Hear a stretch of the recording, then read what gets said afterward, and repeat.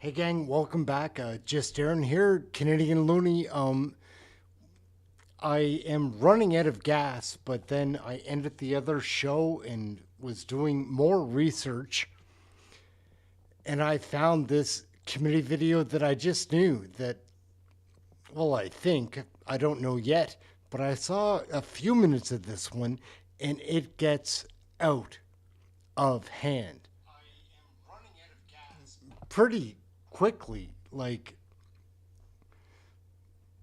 Anyways, we're gonna check this out. So there's gonna be a boring 10 minutes, and then it's gonna get heated. All our favorite heroes and villains are here on the scene. We're just gonna check it out. We'll do our intro and then straight into the Hey everyone, quiet down. There's a bulletin on TV. And now for this news flash. Can I say something to all the people who thought I was a loser, Chuck? So you want to vote for a pretty boy Canadian named Justin. What could possibly go wrong? I made a mistake, and I'm sincerely sorry. Oh, hello. Do you have a warrant to be here? Everyone has an opinion about Canadian federal politics. I know this place is where I am. No other place is better than. No matter where I go, I am proud to be Canadian. I am, you know I am. The worst that worked.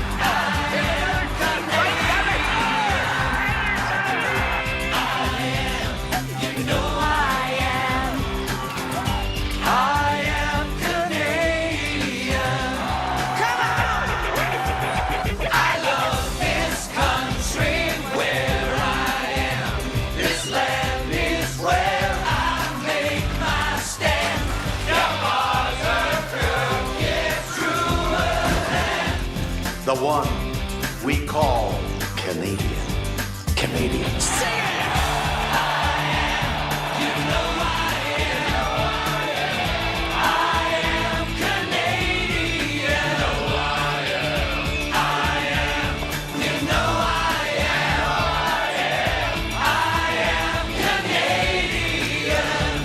Everyone has an opinion about Canadian federal politics. Oh, yeah. In-person participants to read the guidelines written on the updated cards on the table. These measures are in place to help prevent audio and feedback incidents and to protect the health and safety of all participants, including but especially the interpreters. A kind reminder to all those in person and online that for the safety of our interpreters, that it is very important that your microphone is muted when you are not speaking.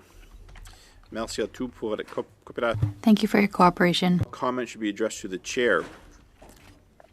Conformément Pursuant to Standing Order 1083G, the committee is resuming consideration of Report 6, Sustainable Development Technology Canada, of the 2024 reports 5 to 7 of the Auditor General of Canada. welcome our witness who's joining us remotely, Navdeep Bains. And I understand you have an opening remark, which is, of course, welcome, and you're right, and you have 5 minutes. The floor is yours, sir. Thank you. Thank you for joining us today. Thank you very much. Merci, Monsieur le Président. Bonjour. Thank you, Mr. Chair. Hello. My name is Navdeep Bains, and from November of 2015 to January 12th of 2021, I served as Canada's Minister of Innovation, Science, and Industry. Having once appeared at the Standing Committee on Industry, I'm here to answer any questions regarding Sustainable Development Technology Canada and my role when I was Minister. Again, Sustainable Development Technology Canada is an arm's-length organization established by an Act of Parliament, and as Minister, my only role, as outlined by the Act, was to make appointments to the Sustainable Development Technology Canada Board. The appointments that I made when I was Minister were recommended to me through a fair, open, and transparent process brought forward in 2016 to allow more opportunities for all Canadians to serve their country. Through that process, all positions are posted publicly on the GIC appointments website. Applications are simple and made online, and postings are posted until an appointment is made. The goal was to bring a consistent process to appointments. After receiving applications for an appointment, a selection panel was led by the Privy Council Office with supports from across government. These panels conducted interviews with the candidates and presented ministers with short lists of candidates. Positions were kept open until a successful candidate was recommended. Accordingly, it would also not be uncommon for multiple groups of candidates to be recommended. I recommended over 100 applicants in this open, transparent, merit-based process from when I was first appointed minister in November 2015 until I left cabinet on January the 12th, 2021. With respect to the relationship between myself and Sustainable Development Technology Canada, as I have previously testified, Sustainable Development Technology Canada is an arm's length organization. My role as Minister of Innovation, Science and Industry was to recommend 7 of the 15 board members, including the chair.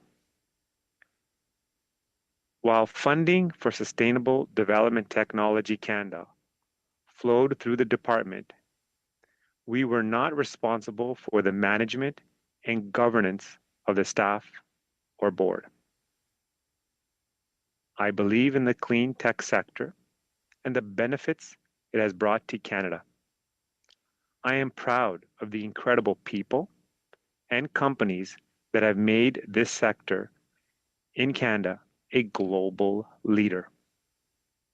Once again, I am here to answer your questions.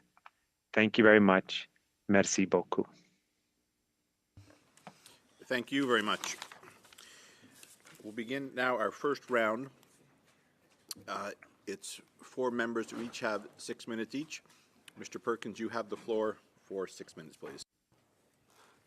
Thank you, Mr. Chair, and thank you, former Liberal Minister Baines. Former Liberal Minister Baines, as a Minister of the Crown, you're responsible to Parliament for all parliamentary appropriations under your department, are you not, in addition to appointments? When all ministers set budgets, they need to be approved by Parliament. That is correct. Right, you're accountable for that. So you're accountable for every dollar that's spent that that was allocated. I'm going to ask you, first of all, about your appointment of the chair, Annette Verschuren, who at this committee said 3 times that she didn't apply, that you phoned her twice to ask her to serve. And then, point of order, Mr. Chair, she applied after that. Sorry, not a point of debate, Mr. Hold on. I do have a point of order. I do have to hear. Okay, we'll start all over again then. The point of order. Yes, Mr. Duray. The particular person he's talking about has corrected the record. Has corrected the record in writing. Thank you so much. No, she hasn't. Well, no, she hasn't. Okay. No, she hasn't. If you will listen, okay, you will get the gentlemen, so stop. This is clearly a point of debate. No, it isn't. I'll just remind the government members that I don't. You're a government member. I don't like needless point of orders on either side. So my point, though, is not to highlight that it's a government member issue. It's not. It happens occasionally on both sides when debate gets heated.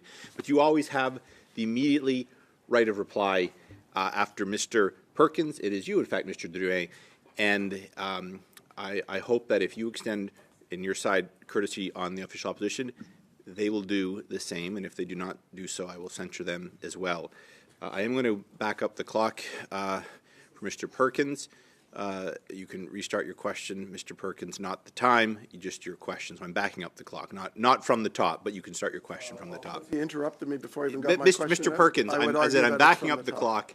You have the floor. Thank you, Mr. Chair. Mr. Baines, you phoned, according to Annette Basharian, you phoned her twice to ask her to serve. Is that correct? Because that's what she said at the committee. As I have stated in my previous I don't want a testimony dissertation on the appointment process. It's a simple yes or no. You phoned her twice, yes or no? As I stated in my previous testimony at industry committee, I reached out to a number of people during my tenure as a minister and asked them to participate in this open, transparent, merit-based. Mr. Perkins, I have a point of order. I've stopped the clock. Yes, please. Thank you very much. I believe that Ms. Verschuren, sorry, I don't know how to pronounce her name, did again, this correct is her testimony. Okay, I just ruled on this. This is not a point of order. We will start from the top. Stop. Make sense. Okay, it does not make all right. sense This for us is to continue I to endeavored harass at a witness on this. The evidence is there, so I'm just not sure why. It just. She applied after the All right, Mr. Perkins, Mr. Perkins. And you'll Let's learn not go down something that for a road. change. Mr. Why Perkins. don't you want to learn anything? Mr. Perkins, Or is it I just will. part of the cover-up coalition? Mr. Perkins, I remind I take personal before I exception remind to You what should. Mr. I Perkins take just exception to said, your cover-up. Chair. we are going to suspend for a Absolutely. minute.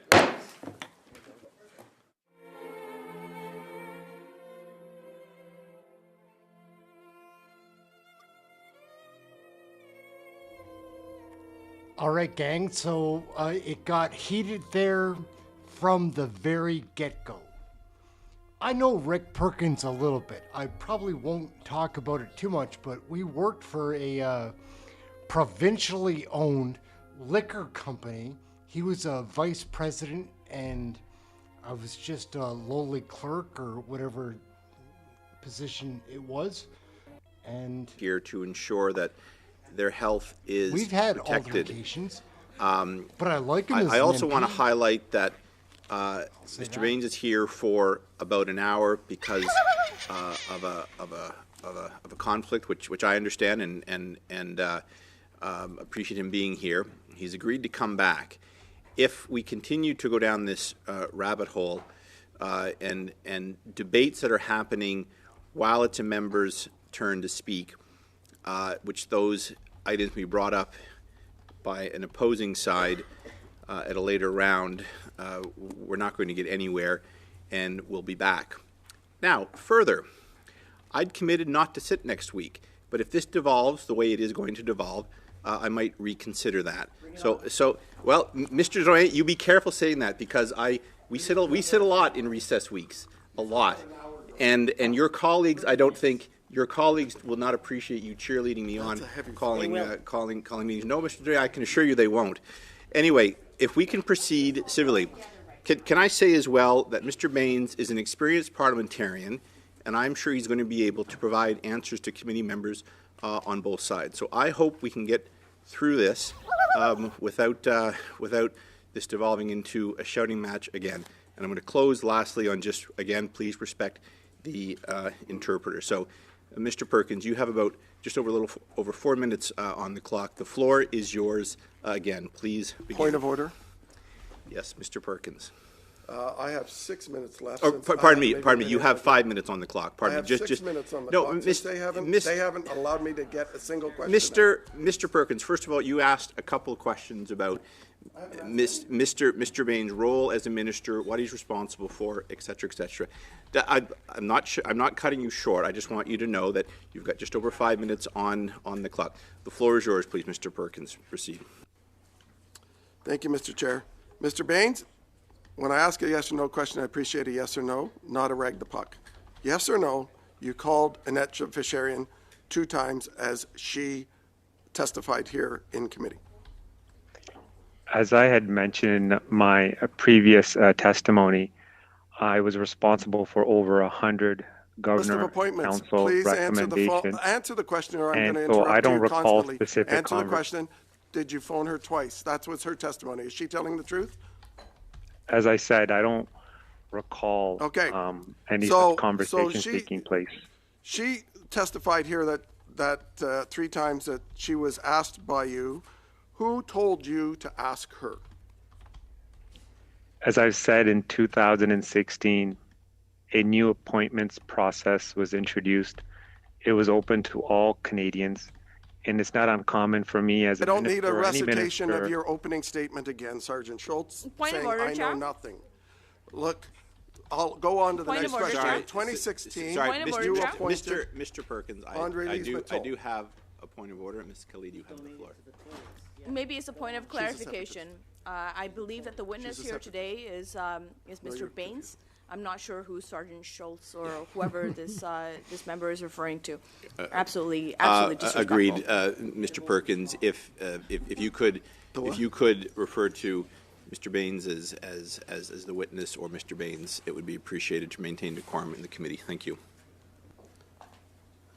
Former Liberal Minister Baines, in charge of the Liberal Green Slush Fund, you appointed Andre Lees-Matteau in 2016 under your new and clean process, correct?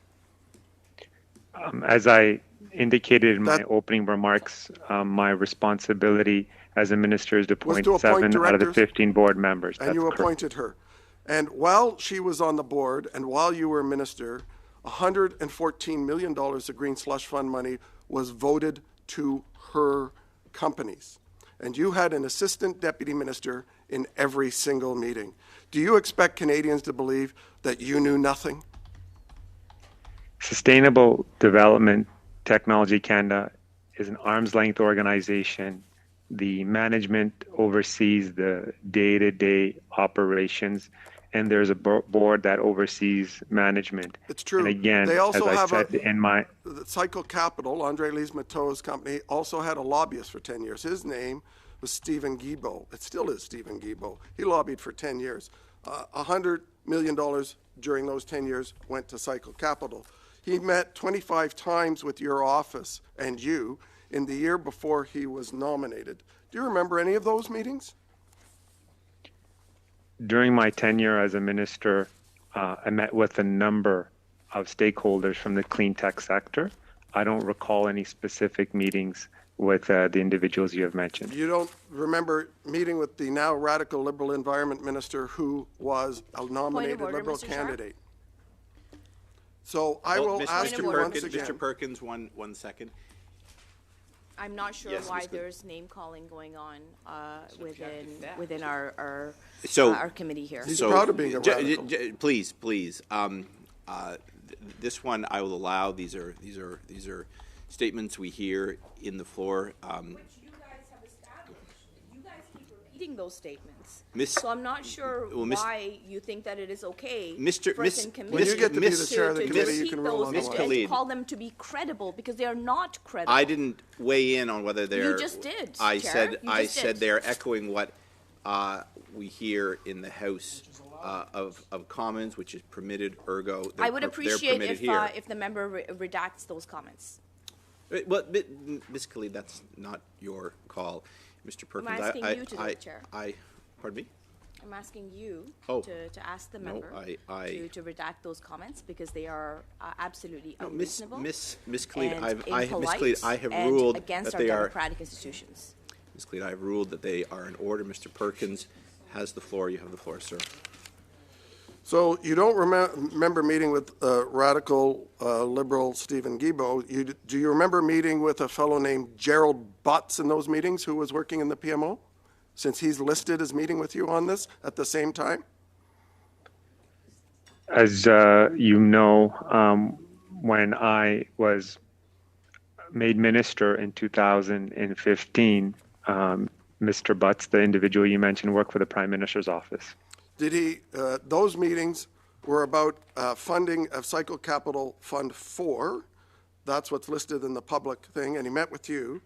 And then EDC, after those meetings, invested in Cycle Capital Fund 4.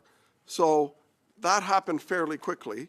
Do you remember having those discussions about having Gerald Butts and the now radical environment minister lobbying you to get funds for Cycle Capital, whose founder was on the board that you appointed from EDC? As I said before, Sustainable Development Technology Canada is an arm's length organization. And as you mentioned at the beginning, budgets are approved through the parliamentary budget process. So on October 19th, only 14 days after some of those meetings, EDC announced $145 million for that. So you don't recall any of that, just like you didn't recall anything when you were at Industry Committee. Is that correct? Could you repeat the question, please? No, I won't repeat it again.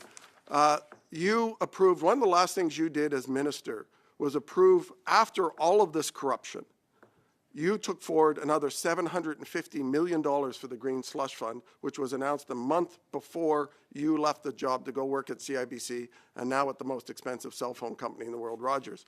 So can you tell me, point of order, with Mr. all Speaker, that corruption point of order, going on, Mr. why Speaker. did you seek $750 million of more taxpayer money? Relevancy, the member who is before us is not about here to answer about his future life, but here to answer about SDTC. Well, if you get the wax out of your ears, you hear that I asked about the $750 million approved by Cabinet that he took for the Green Slush Fund. Mr. Perkins, your actions are just encouraging them to be belligerent to the chair as you're being belligerent to the chair. I would ask you to cease and desist when a point of order is called. Mr. Drouin, the same goes for you, Mr. Drouin. I allow members on both sides latitude to probe. There is no question of relevance here. Mr. Perkins, Mr. Perkins was, Mr. Perkins is, just let me finish. Mr. Perkins is, as all members, are entitled to ask the questions in the manner they please, but his question is clearly, from what I can see, going in the direction of the topic we're studying. Ms. Khalid, do you have a point of order? Yeah, on the same point of order that was raised by Monsieur Drouin, I don't see how the wax in his ears has anything to do with the questions that are being asked today. Thank you. Mr. Perkins, you have, I'll back the clock up. You have the question again. Go ahead. So I'll make it simple for you, Mr. Bain, since that seems to be the only way to try and get an answer. After $114 million went to Andre Lise-Matteau's companies, you went to Cabinet seeking another $750 million for the Green Slush Fund when 25% of the money was going to Cycle Capital, which Stephen Guilbeault owned shares on, was a lobbyist for. Why did you go to Cabinet for another $750 million for such a corrupt organization? As been discussed before, Sustainable Development Technology Canada is an arm's length organization. The management oversees the day-to-day operations. There's an independent board that oversees them, and the budget process is debated in the House of Commons and approved by the House, and these monies are allocated to promote and support the clean tech sector. Chair, I think this witness is in contempt of this committee since he refuses to answer a question and keeps repeating his either written PMO speaking points Chair? Or not. That's all he's doing. Well, I think we're just starting, order, and as skilled parliamentarians, you'll have repeated opportunities to get to Mr. Bain's answered. Yes, Ms. Khalid. Chair, I doubt that the member opposite has the qualifications to make those allegations. I believe that it is up to you to decide whether somebody's in contempt or not, and I personally don't think that anybody has been in contempt so far. Very much. Mr. Perkins, could you ask your question again, and then we will get an answer and move on. Very simple. Why did you seek $750 million more for this organization that was funneling money to your Liberal appointments when you knew it was a corrupt organization, and you went forward to give them more money from the taxpayer to further feather bed your political appointees and the Prime Minister's political appointees? Are you really that corrupt? Budgets are approved by Parliament, and as I said, this is an independent organization that oversees the disbursement of these funds. Thank you very much. Next up for Mr. Drouin, for 6 minutes, s'il vous plaît. Thank you, Mr. Chair. And, I have to say, I'm still questioning as to the reason why Mr. Baines is before our committee, as Mr. Perkins and both Mr. Cooper got to ask him questions in June, and I'm wondering their competency in auditing, whether or not they are competent to actually ask questions. Because obviously, when you get the time to ask questions, you would think that, you know, you'd get to the bottom of this. But obviously, this is not about getting to the bottom of this, and we've seen it. I've only been here for about 5 meetings, and we're still in the spirit of asking who briefed you, who briefed the witness, and who appointed you to the board. And I find it funny because Mr. Perkins was appointed by a Conservative to a board, and he was appointed in 2008, but in the press release, I don't see that he previously worked for a Conservative government, but we know he did that. And now he has the audacity to ask who appointed who to a certain board. And the funny thing, I find it, I can't, Mr. Chair, I can't find, Point of order? I can't stop laughing. Because it's Point of actually order? funny because it's hypocritical. I have a point of order, Mr. Durant. Yes, Mr. Perkins. Point of order, relevance. We're not here to talk about the BDC appointments. yes. We're here to talk about the Liberal Green slush fund. And I know that's a confusing thing Thank for you. MP Durant. Thank you, Mr. Perkins. And again, well, I think Mr. Durant is having he's a bit off topic. Mr. You Durant guys heard stole my $400 million. Okay, Mr. Perkins, we will be back to official opposition members soon enough. Mr. Durant, you have the floor again, please. He actually provides me a great segue. It's like Mrs. Verschuren, who they want to make the Canadians believe that she's a Liberal, but like Mr. Perkins, donated the same exact amount, $1,600, to a Conservative leader potential candidate and the last Tory candidate. Same amount of money. The same amount of money. Mr. Perkins, I can't stop. The hypocrisy. Good for the goose. L'hypocrisie l'autre côté. The hypocrisy on the other side is incredible. So you'll allow me. Mr. Perkins. The appointment of Ms. Verschuren. Mr. Perkins, if you can just woe les motards a little bit. Slow down a bit. You have the floor again. Well, it's all public records. And that's, I wonder if they were holding hands when they donated together. But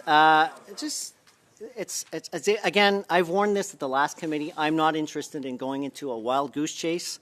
And right now, we are entertaining a wild goose chase. They're trying really hard. They're trying really, really hard to make a connection between a minister and some low-level bureaucrat who committed errors. And we're not saying on this side that they haven't committed errors. We agree. But the idea that the minister was connected to that is baloney. And it's just baloney. Well, Mr. Brock, if you were in the courtroom, you would have been fired and disbarred from the Law Society of Ontario, Mr. Brock. Gentlemen, we're doing ourselves no favors here.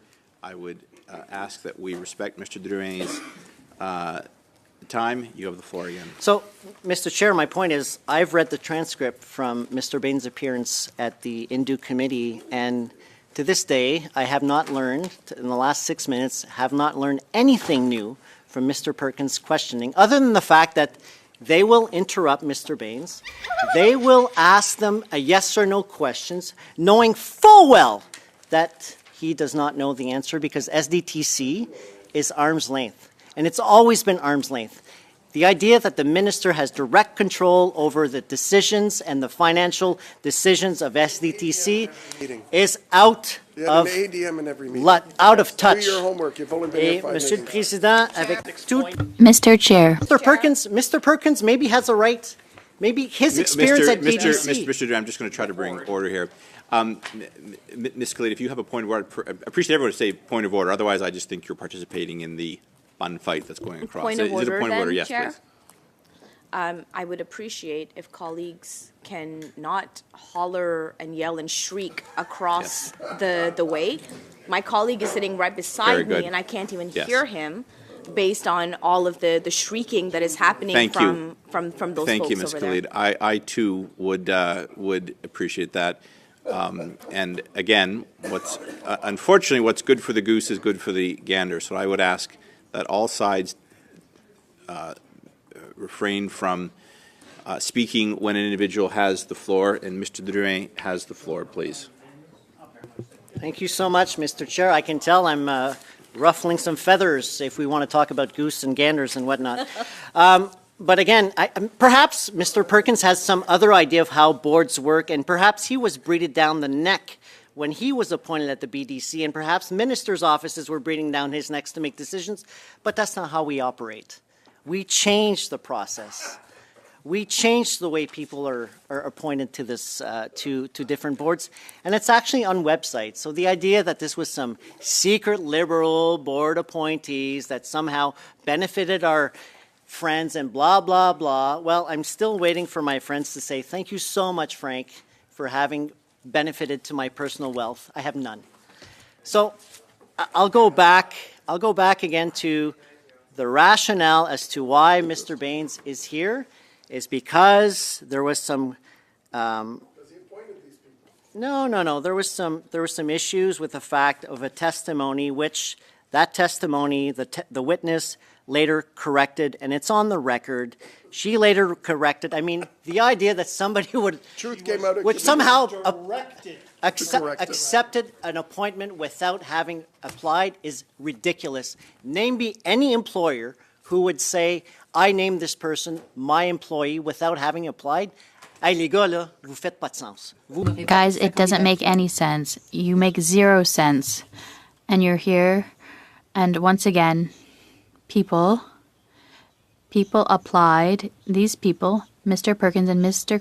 Cooper, had the opportunity to interview and ask questions to Mr. Baines already. And the fact that he's here once again at another committee with the same people makes no sense. 0 sense. I have no question for Mr. Baines. I understand very well. I saw the transcript of the last meeting in June. It didn't take 1 month, 2 months, 3 months, 4 months, 5 months for these people to accuse even before he answered. You're going to go through a certain issue. You're going to be asked a yes or no answer. You're going to be accused. They're going to opine on certain facts that they will not allow you to answer because they will interrupt you, and that's the way it's gone at Indu Committee. And unfortunately, it's the way it's going to go at this committee, and I apologize for this, but we know you had nothing to do with this.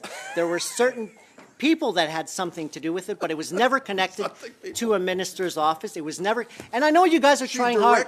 Really, I know, Mr. Perkins, maybe it worked at that time when you were at the BDC, Thank you, but it certainly does not work at this committee and with the way we appointed people. Mr. Perkins, Mr. Drouin, Mr. Perkins, we will be back to your side. That is the time. Maintenant, c'est Madame Sinclair. Now, Ms. Sinclair Desgagnés for 6 minutes, please.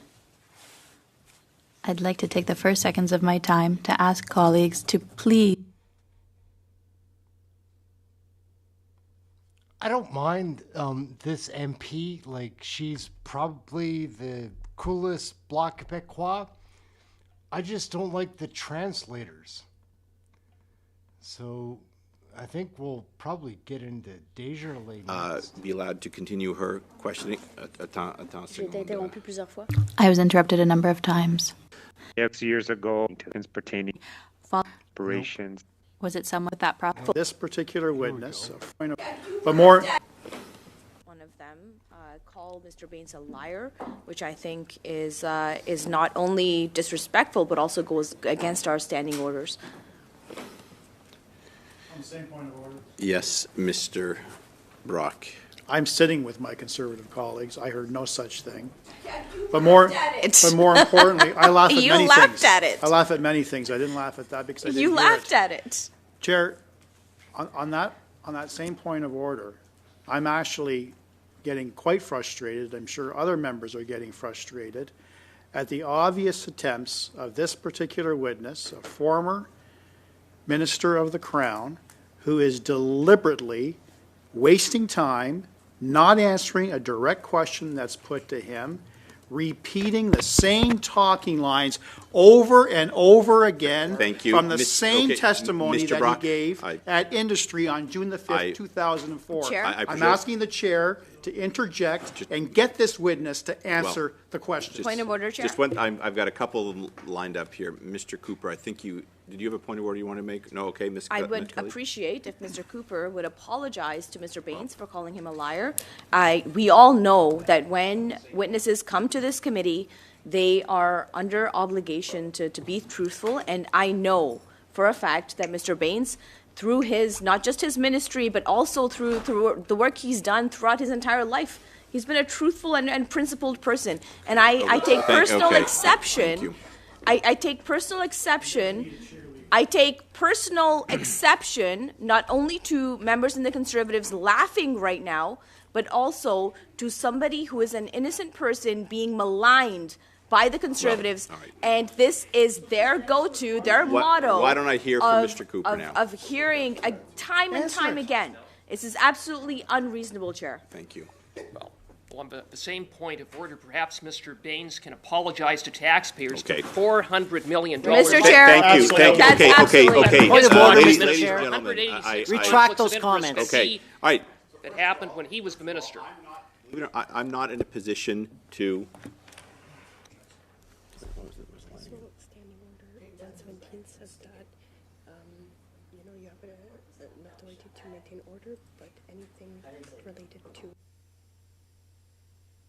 My job is to my job according to the order according to so the standing orders lay out my role, which is to attempt to maintain order and hopefully succeed that. In terms of any kind of censure, that needs to be reported to the House if you wish to pursue it. I'm going to go back to Madame Sinclair Desgagnés, s'il vous plaît. Vous avez la parole pour. You have the floor for about 2 minutes. Dear colleagues, we're trying to do our work, and I think we're friends with her. So even in selecting the board of directors, there could have been favoritism. And as minister responsible, received COVID money without being analyzed on a case-by-case basis. So one was not eligible. And as I had mentioned, it's an arm's length organization, and there are clear rules in place to determine how these funds should be dispersed, and those rules needed to be followed. Thank you very much. Merci beaucoup. Suivant, Mr. Desjardins, you have the floor for 6 minutes, please.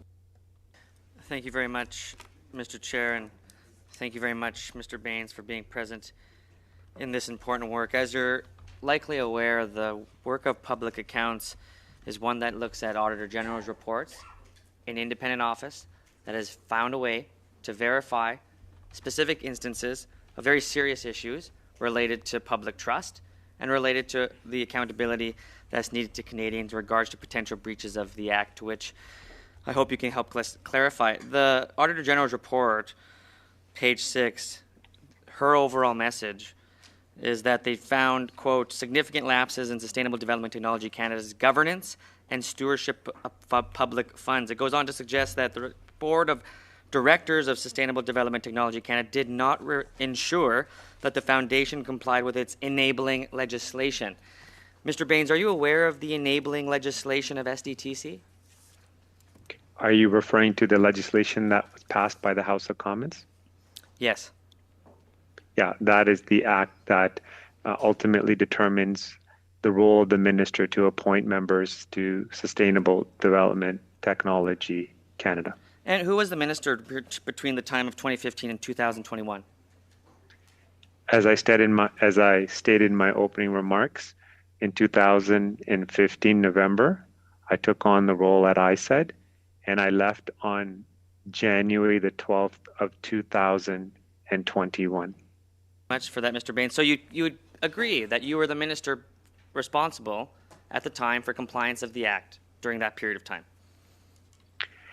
As I indicated in my opening remarks, the role of the minister is to appoint 7 of the 15 board members to this organization, which is independent and it is arm's length. And just so that people are aware, did you in fact appoint those members? Did you appoint the satisfactory amount required by the board? I believe there were a number of appointments that were made during my tenure. Did you or were you aware that the board had supported reducing that number to 2? Could you repeat that in terms of the board did? Of course. No, I'm happy to Could you repeat, further Mr. elaborate? Baines. Yeah. No, yeah. Mr. Baines, I'm happy to repeat this and to clarify this for you. Perhaps it's easier if I can ask whether or not you've read the Auditor General's report. I did read the report. Okay, Mr. Baines, if you read the report, it suggests in that report that the minister is required to appoint a satisfactory amount of board members. After that period of time, and I'll give you the benefit of the doubt to suggest that maybe you did, in fact, do the work needed as the minister responsible to appoint the satisfactory amount. The issue that the Auditor General is pointing out is the fact that the board was then reduced to 2 people. These 2 people, including Ms. Verchuren, would go on, and it would be difficult during their tenureship at that time of the board. They would go on to find or engage in direct conflicts of interest to which the Auditor General has found to be pertinent to many, many companies, including her own company that had received government funds. And this is the crux of the issue, Mr. Baines, and one that I think Canadians want serious attention to, and one that they need real accountability to. And I understand that you have to get going in 5 minutes, and this is going to be probably my last round to ask questions, and I do appreciate you being here. I don't necessarily appreciate the lack of answers, but that's your prerogative. My prerogative is to ask the questions. Your prerogative is to answer them, and if you don't want to answer them or haven't read the report, that's completely up to you, and that's the sense I'm getting at this point. But I think you'd understand the issue that I have and Canadians have and the Auditor General has. You're responsible as a minister to ensure that the enabling legislation to which you are minister responsible for is followed, and at that time was appropriately enforced. The Auditor General is pointing out a very serious fact, Mr. Baines, that during your tenureship, that did not happen. In addition to these very serious concerns, Mr. Baines, there was a very legitimate issue that you were responsible for, which was the attendance of an Assistant Deputy Minister named Mr. Andrew Noseworthy within your ministry. Mr. Andrew Noseworthy was you were directly his supervisor, directly responsible for him. You've met Mr. Noseworthy, correct? Mr. Noseworthy did work at ISED. And you met him, right? That is correct. Yes, I had met with Mr. Noseworthy. And you'd had many conversations with Mr. Noseworthy, I presume. Several conversations over my tenure during minister at ISED. And I appreciate that, Mr. Baines. And one of the issues that we found with Mr. Noseworthy was that he didn't know what his job was. And what kind of boss, in this case the minister, would have an employee, a very senior executive employee, Assistant Deputy Minister, who the Auditor General had to unfortunately describe as someone who didn't know their job or didn't know their roles or responsibilities, to be exact, in relation to the fact that they were present. This person, one of your staff members, was present in the decision-making process of a board of 2 people that ended up giving themselves millions of dollars. That's a serious concern, Mr. Baines, and one that Canadians are upset about. It's harmed the very real and legitimate policy of ensuring Canadians get access to innovation funding for small and medium-sized businesses.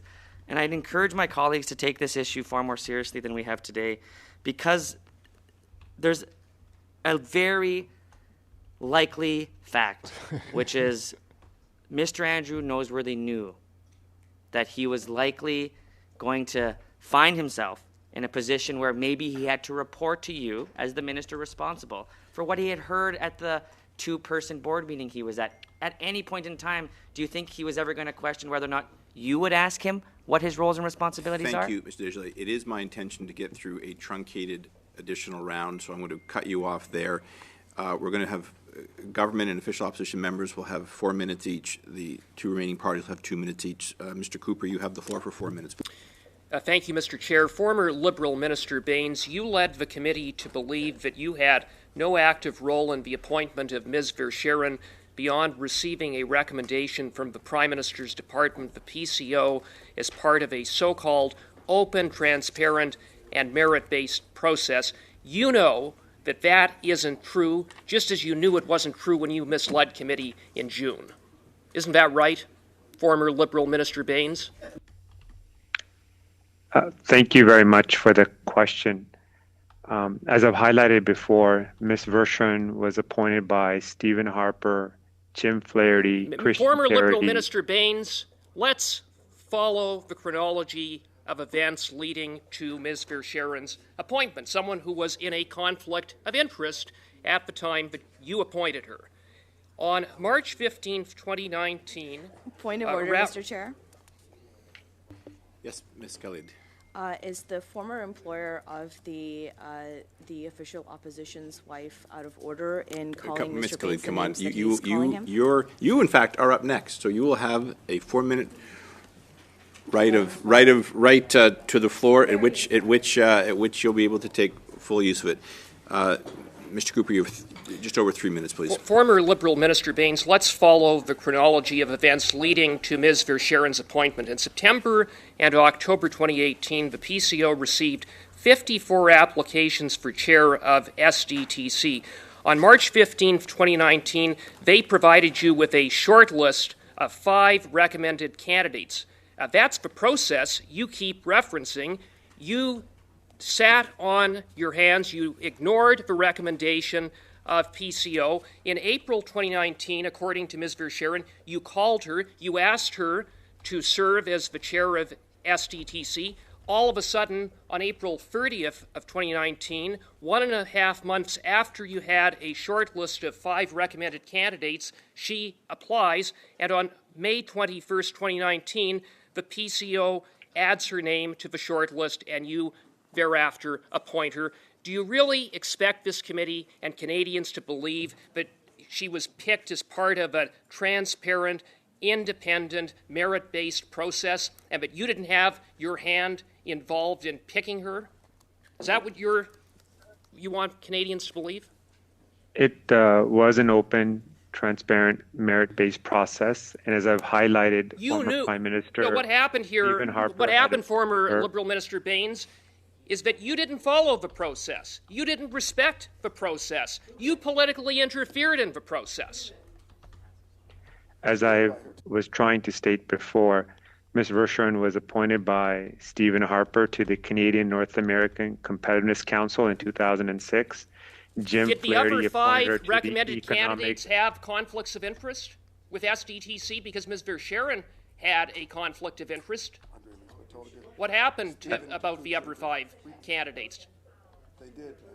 Again, when we're speaking about Ms. Verschuren, I was highlighting the fact that she was appointed by Christian Parody, the former Minister to Science, Technology, Mr. Baines, you're not answering my Council. question. I asked you, did the other 5 candidates also have conflicts of interest? Because Ms. Verschuren had a conflict of interest at the time you appointed her. $12 million that her company was receiving from SDTC, and you knew about that. Mr. Cooper, I have a point of All order. public office. Respect. Sorry, Mr. And I truly respect Mr. Cooper, but he's asking the witness to opine on some other members that were part of a board. I just don't know what what Mr. Baines can say. We know that the former employer of the leader's wife is asking tough questions. This is not a point well, it is a tough of order. Well, it would be dismissed. It'd be thrown out of court if it was the real court. But this is a kangaroo court. As government members are prone to remind this committee, we are not a court. This is a question and answer session. So, thank you so much. I've said that before many times because it is not a court. We're here to ask questions and receive answers. So, Mr. Cooper, you may proceed. Mr. Baines, did the other 5 candidates have conflicts of interest as Ms. Verschuren did? Yes or no?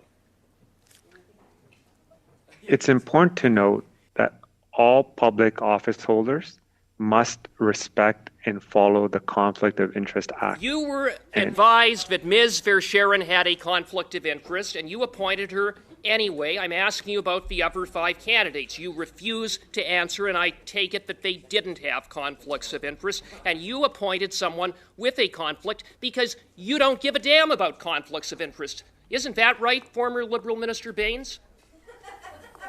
During my tenure, I made over 100 governor and council recommendations, and it's important that all those individuals that were recommended and ultimately appointed follow the Conflict of You Interest knew she Act. had a conflict of interest. You that didn't is give the a time, damn, Mr. and as a Cooper. result, Miss- 400 Mr. million taxpayer dollars Mr. have gone out the door. Mr. Cooper, I will just following remind you that that conflict-ridden appointment. Mr. Cooper, I will remind you, as I was reminded today in the House, that we will use parliamentary language in this committee room.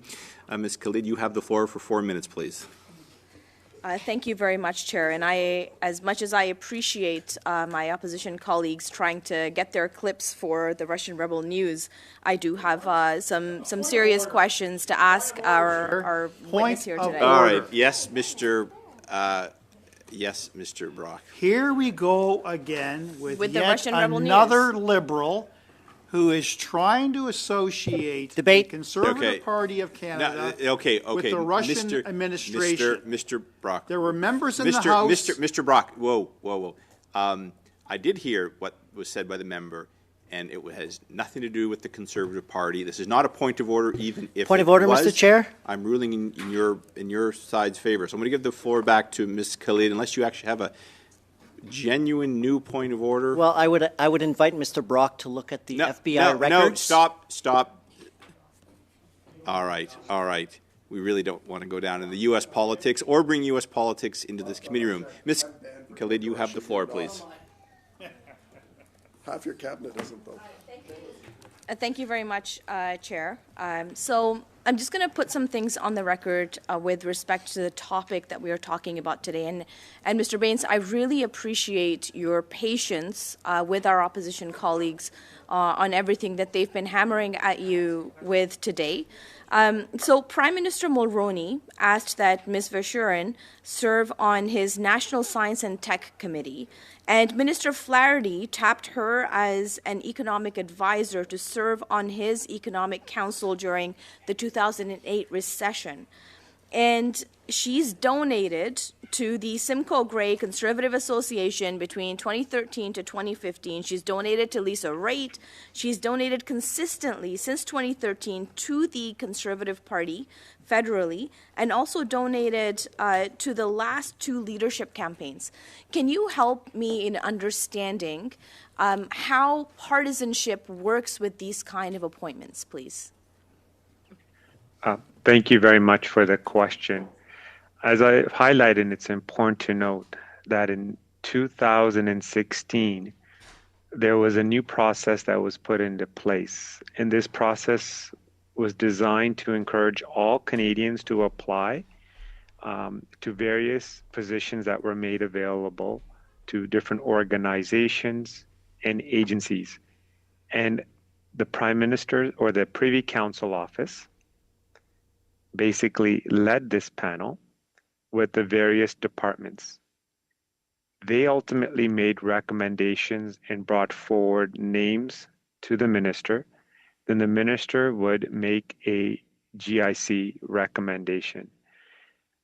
As been discussed before, the process was open, it was fair, it was transparent, and specifically with regards to Ms. Verschuren, as you can tell, she had worked with the previous government in different roles.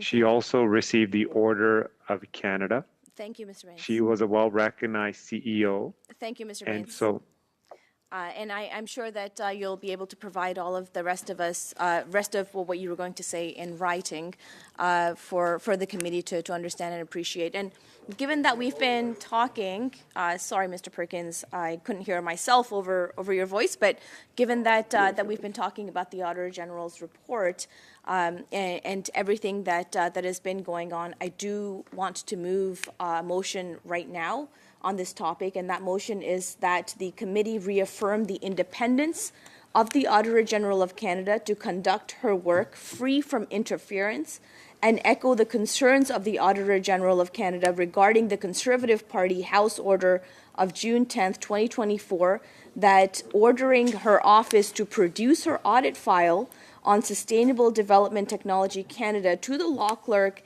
and Parliamentary Council compromises her independence and is likely to discourage departments, agencies, and Crown corporations from providing free and timely access to information required for her audits to go forward. And Chair, I would love to talk more about this motion, but I do want to make sure that that it's in order given the topic today. Have you submitted the motion to the chair? I'm about to. I read it into the record right now, Chair, but I'm more than happy to put it into in writing for all members as well. So you don't have it in? I don't have it in writing right now, as can get it to you as soon as possible. All right. Would you like to suspend while we do that? What's a point of privilege? This is new. Yes, Mr. Perkins. I'd like to raise a point of privilege. And I would ask, as part of that point of privilege, because the witness has refused to answer questions, he has repeated one line consistently for an hour, and obviously written by PMO to try and protect from the corruption. So I would move the following motion as a point of privilege, that the committee instruct the clerk and analyst to prepare a report to the House, which the chair shall table forthwith, outlining the potential breach of privilege concerning Navdeep Bain's refusal to answer questions which the committee put to him. All right, I'm going to consult with the clerk here. I'm going to suspend for a few minutes. And in the meantime, Ms. Khalid, if you could send it in to Speak about it as well. Hold on, I'm going to suspend.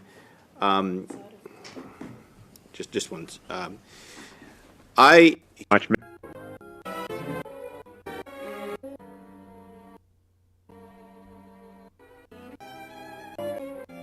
going to have. Yeah, so just this is back, and it was read into the record.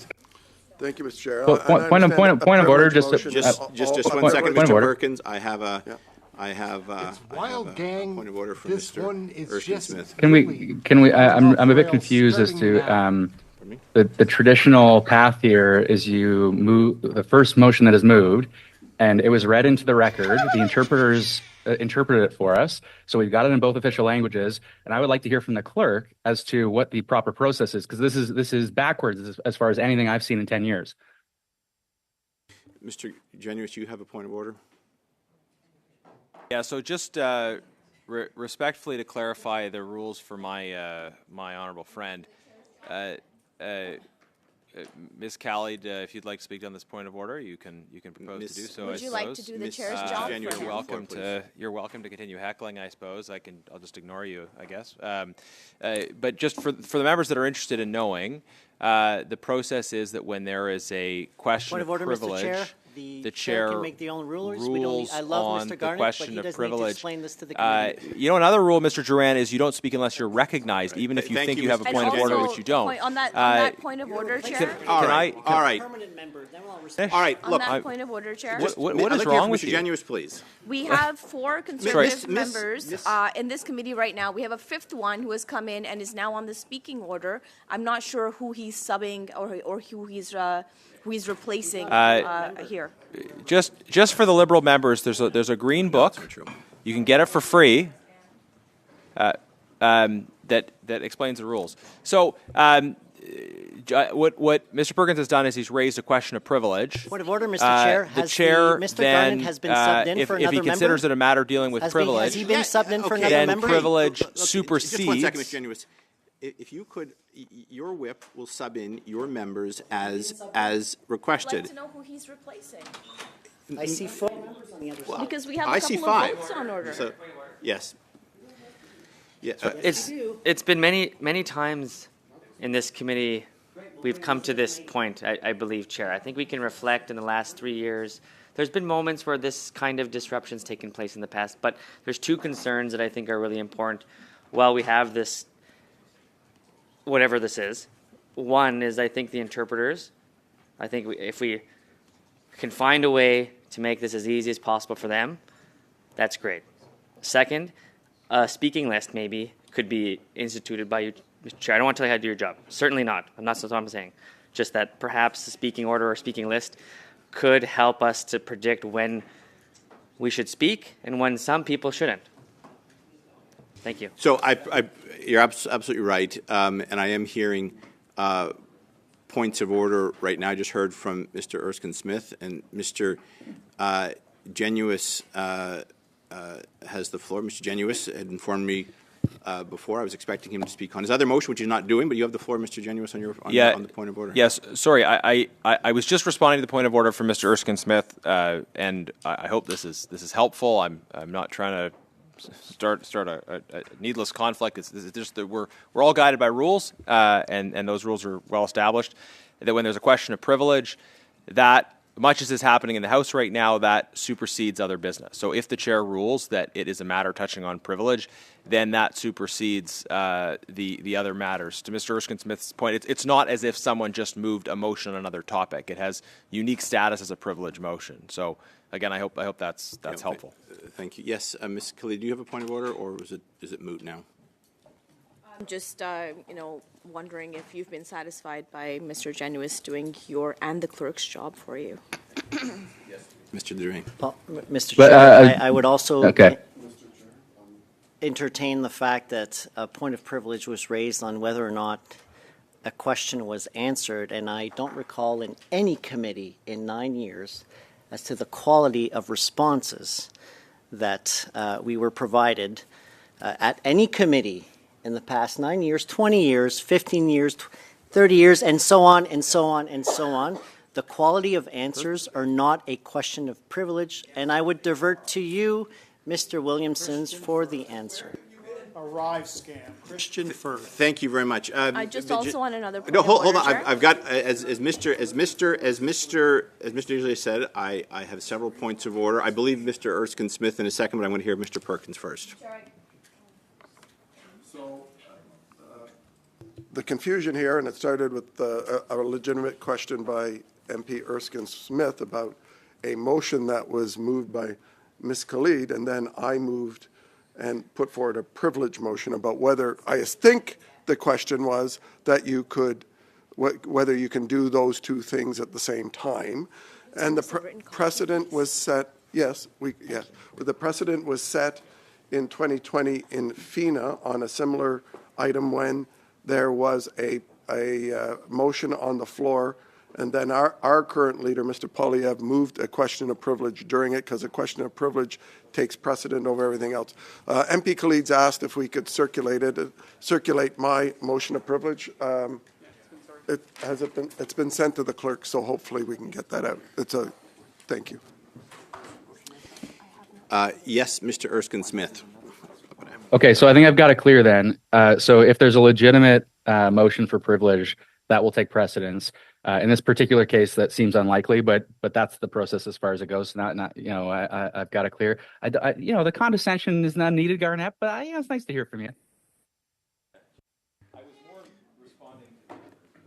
Thank you. I might, Ms. Khalid, did you have a point of order, or you? No. Okay, Madame Sinclair Desgagnés, s'il vous plaît. Sir, Ms. Sinclair Desgagnés, simply to ask if we could suspend until we have the privilege motion in both official languages. That would be very helpful. It's process of which then triggers your motion. So I will turn to you, Mr. Perkins, to now speak to your motion. Thank you, Mr. Chair. The reason I move this, for all of those who are watching, part of this process of being accountable to Parliament is for witnesses to actually answer the questions that we pose. And I'll go through a series of some of the questions that were asked that I'm aware of, and I'm sure others may add a little more to it, that were very simple questions put to the former Liberal minister, but he refused to answer them and basically kept repeating the lines in his opening statement, the same line over and over again, as if he were some sort of automatron or something. So I started by asking him if he had called and spoken with Annette Verschuren twice. Very simple question. He refused to answer that. He talked about the appointments process. And I said, well, Ms. Verschuren testified before committee that you had called twice. Is she right or you? And he talked about the appointments process.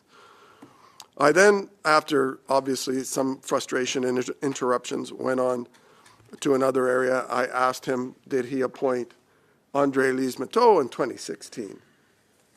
And he went on about the appointments process and wouldn't say yes or no on somebody. He's on the record as a GIC appointment of appointing. Not he is on the record, it's public record. Then I pointed out the fact that while she was on the board under his watch, that $114 million went to her companies.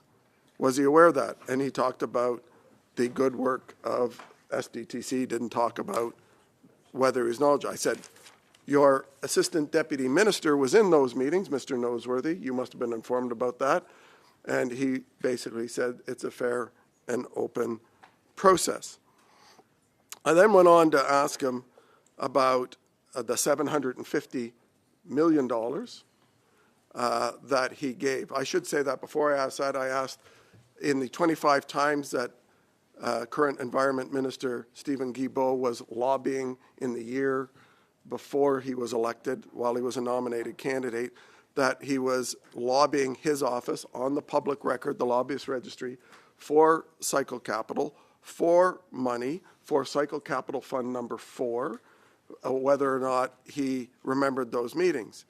And he basically talked about the open appointments process, and he can't be remembered, shouldn't have to remember everything in his life. And then I said, okay, so those meetings were about, as in the registry, meeting with you, of getting money from EDC, and EDC gave $145 million. Do you remember that? And he talked about the activities of SDTC, not about that process to get money. Then I asked about the fact that after all of this corruption that was going on within the fund, his appointment of a conflicted chair, his appointment of board members that were conflicted like Andre Lise-Matteau, the fact that he had officials in the meeting, every single meeting where 82% of the time they were voting themselves taxpayer money, why he would take and give $750 million and get cabinet approval to give $750 million more only a month before he left the job to go work at CIBC. $750 million more taxpayer money for this fund when there were clearly management issues. And he again talked about the appointments process. Now, that's just my questions. There were some excellent questions from MP Cooper around the 5 appointments that he made and whether or not he recalled any of them and whether any of them were conflicted. And he talked about the PCO appointments process. I'm sure some of my colleagues will come up with some other lists, but the member from the bloc brought forward a new revelation that Amber Bettal, the VP at SDTC, for his time there, she worked there for 5 years, and when he was at CIBC, he left, joined CIBC, and guess what? Guess who gets up and starts working at CIBC in the investment banking area where I believe he was, and it is the same person who was working at SDTC. He claims to know nobody and nothing that went on. So time after time after time, when we asked about individual appointments, when we asked about money, when we asked about the reporting of his assistant deputy minister to him, when we asked about whether or not he did a basic thing like a phone call to a prospective chair of the fund, he didn't say, I don't remember. In most cases, he repeated his opening statement line of an open process and that people applied. He totally ignored every single question that opposition parties asked. Unfortunately, we don't know if he ignored questions of the government members because government members didn't ask any. So that's why we have a breach of privilege. There has to be an attempt by the witness to actually answer the question, not repeat a line that's been written for him and ignore the question totally in order to facilitate the further cover-up of these documents and the refusal of the government to turn over the documents to the House. They're clearly hiding things. They're clearly hiding more corruption. And this Liberal minister and the current Liberal minister, but this one started the process, and the current minister who's been asleep at the switch for 40 months and didn't do anything till it was made public in the media, and still hasn't done anything really, because it's still SDTC. It's just got 3 bureaucrats running it now as opposed to Liberal board members. So he didn't answer any questions. He is obstructing the work of this committee in our study of the corruption into SDTC, and we need to send a report to the Speaker for the House to deal with this breach of our privilege. Thank you, Mr. Perkins. I have a long list. Mr. Erskine-Smith, you have the floor next. Yeah. Before I get to any kind of response, because at the end of the day, Mr. Baines said a couple of times, "I don't recall an answer," and Mr. Perkins just glided by that as if that's not a sufficient answer when it was 8 years ago. And of course, it is an answer. Whether he might not like it, but it's an answer. So, like, we don't have to be children about it. That's an obvious answer. The second part of this, though, is Chair, you yourself said he may well come back. So this is premature and then some. But I would love to hear you, Mr. Chair, said based on precedent. So what's the precedent? Walk us through. When you've got a witness who isn't even done their testimony yet, there's a privilege motion. I would love to hear from the clerk, and I would love to hear from you. Walk me through why you ruled that this is an acceptable privilege motion. What's the precedent? Because this is a terrible precedent to set. Well, Mr. Erskine-Smith, at this point, I'm not part of the debate, so... No. But what's the precedent? You said there's precedent, so what's the precedent? Well, most recently, in January, there was a ruling that involved Mr. Fursk in his unwillingness to answer questions. That's all I'm going to say, because I'm not part of the debate. Yeah, can I just raise a point of order? That's the precedent that you're pointing to, Chair? That's the precedent? Can I just raise a point of order? That is a laughable joke. That's an absolute joke. Durant, you have the floor. Sorry, Mr. Durant, you have a point of order. Yeah, just again. Yeah, sorry, I do. Well, just one, Mr. Durant, just one second. If you have a point of order, you need to say point of order, because otherwise, I assume you're looking to speak to the motion. So I didn't. Sorry. So Mr. Durant first, and I'll recognize you, Mr. Genuis. As well as I appreciate, 2, 4, 6 members of Conservative Party on the other side. I do appreciate that, but there has to be some form of decorum, and I believe if you look at the book, I still don't know whether or not Mr. Genius was actually subbed in, and I will refer you to Bosque and Gagnon, Chapter 20, when members serve on subcommittees or as substitutes for regular members, they enjoy all the rights of regular members. They are counted for purposes of quorum. They may participate in debate. They may move motions and vote, and if required, they may submit a notice of motion. To this minute, I still do not know, because I'm looking at Mr. Nader, I'm looking at Mr. Perkins, I'm looking at Mr. Cooper, I'm looking at Mr. Brock, I'm looking at Mr. Stewart, and I'm now looking at Mr. Genius, which does not reflect the decorum of this particular committee. Point of order on the same point. So again, I'll refer you to the Chapter 20. I would like a ruling on that, and I would like to know whether or not Mr. Genius has actually been, pardon my French, but Monsieur, je sais pas, je vois pas son nom. On the same point, Chair. If he was subbed in at this committee. Mr. Genuis first. It's on the same point. No, Chair. but all right, I'm going to go to Mr. Nader on the first. Just to clarify, the standing orders are clear on this matter. Refer the members to Standing Order 119. Any member of the House who is not a member of a standing special legislative committee may, unless the House or the committee considered otherwise orders, take part in the public proceedings of the committee, but may not move or vote or move any motion, nor be part of any quorum. Any members can participate. It's very clear. Standing Order 119. That's how we govern ourselves. This has been debated in other committees. It's been dealt with. It's in the standing orders, Chair. Thank you. Is your on this issue, Mr. Genuis, or? Yeah. So, play ball? Yes, I mean, like, just one. I do want, Mr. Durant, those are the standing orders that we govern ourselves. It is why occasionally we do have Green Party members that come to this committee and that participate with witnesses. It is clause by clause. And do participate. Mr. Genuis, you have the floor, please. Yeah. Yeah, so just, Chair, like, again, respectfully to members, there are rules that are well established. I think the House of Commons does provide training opportunities for members who are interested in digging further into them. When it comes, so I think Mr. Nader dealt very well with the one maybe misunderstanding that's at the table. The other issue is that when a question of privilege is raised at committee, it is not for the chair to rule that, yes, privilege was broken. It's for the chair to determine whether or not it's a matter touching on privilege. It's for the committee to determine itself through a privilege motion. In the same way that in the House, when a question is raised, the Speaker does not determine whether there's been a violation of privilege. The Speaker determines whether there is a prima facie case that there's been a violation of privilege, at which point there is a privilege motion that's been made. But members seem to be surprised that it is considered a matter of privilege when witnesses don't answer questions. There is a massive amount of jurisprudence verifying this. The Winnipeg Labs document issue began when a witness refused to answer a question. The issues with Mr. Firth were privilege relating to a failure to answer questions.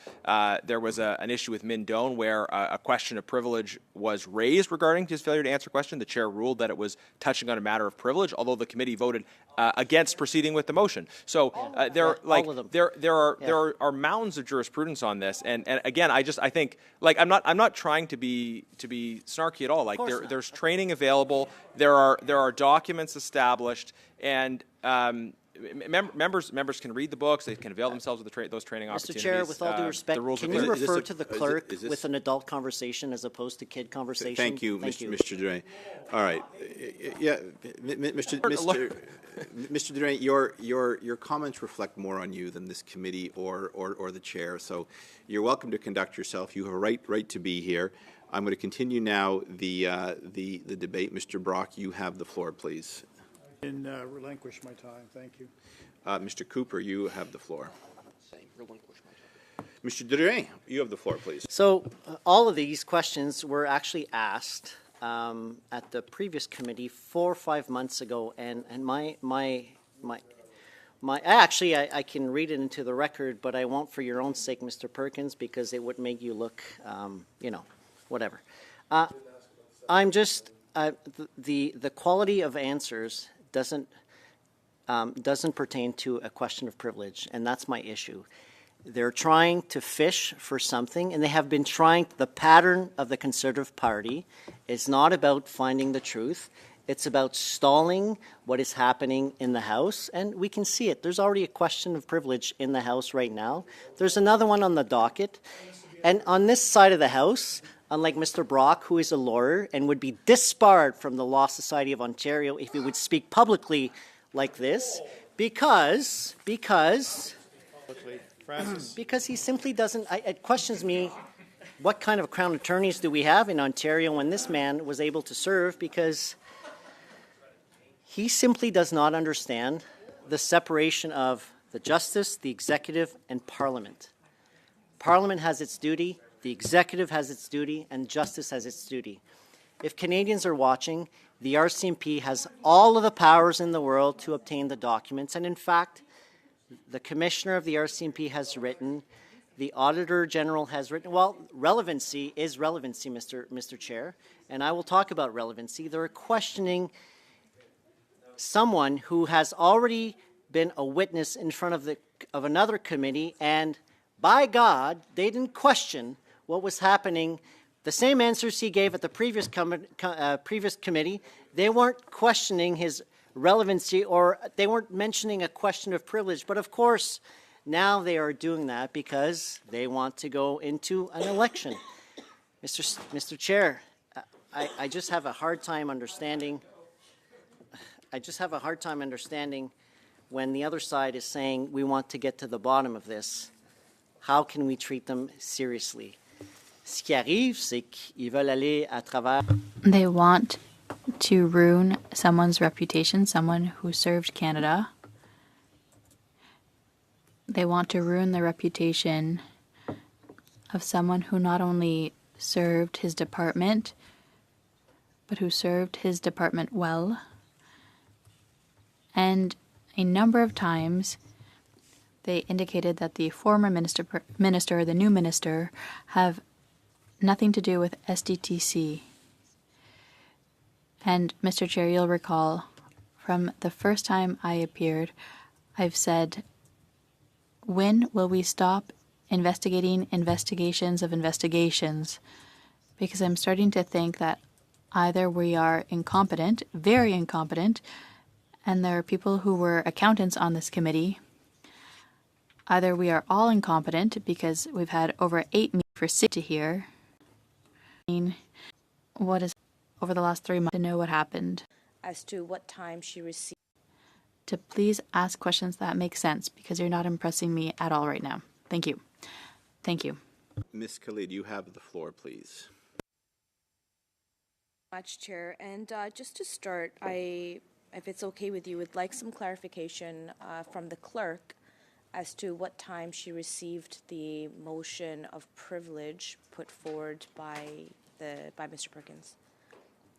And then I have comments to add to that. To that, Chair. Well, I don't. Yeah, you can certainly respond to that, clerk. I have no idea. It didn't impact the decision I made. But if you want to read out the timesheet of the email you received from, I believe, Mr. Perkins or his office. All that matters is when I tabled it. I know. So I received it at 5:15 p.m. today. So that really speaks to exactly what I'm wanting to talk about, Chair. We're talking about a motion of privilege where Mr. Perkins felt like his questions were not answered. They sent the motion in while Mr. Cooper was asking questions. This was premeditated by metadata, and I timestamps are there, and I'm sure that if anybody wanted to look, please don't interrupt me. If anybody wanted to look into when this motion was created, according to the metadata, 5:12 p.m., and when last edited at 5:14. Mr. Cooper was still talking during that time, still had the opportunity to ask the questions of the witness. Now, what this says to me, and what the consistency of the actions of so many conservatives that are sitting opposite me here today, is that this is not a question of privilege. This is a mockery. This is a mockery of our parliamentary system, trying to use the system to create their partisan games and to push witnesses into character assassinations, to leverage the time that we have in this committee for their own partisan benefits. I wonder how many dollars the Conservatives have raised out of clips today, and how those dollars from Russian Rebel News, thank you, and how those dollars are being collected on the backs of taxpayers.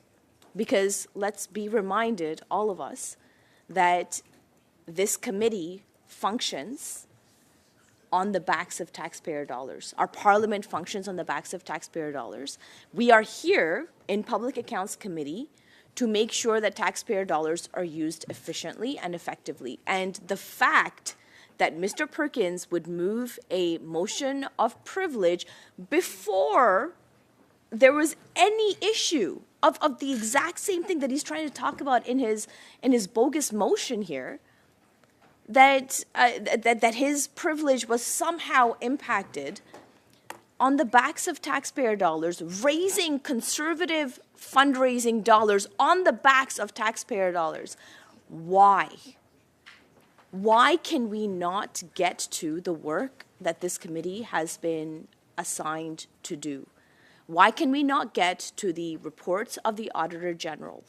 Why can we not actually talk about matters that are serious, that actually impact Canadians? I really don't understand, Chair, why we're going down this route. And I see each and every member of the Conservatives right now on their phones, as I'm sure that they're tweeting something or the other, to, again, put, oh, that's awesome. How is she doing? She's doing great? That's wonderful. Mr. Perkins, come on. I'm so glad that Mr. Perkins has had a moment to connect with his wife.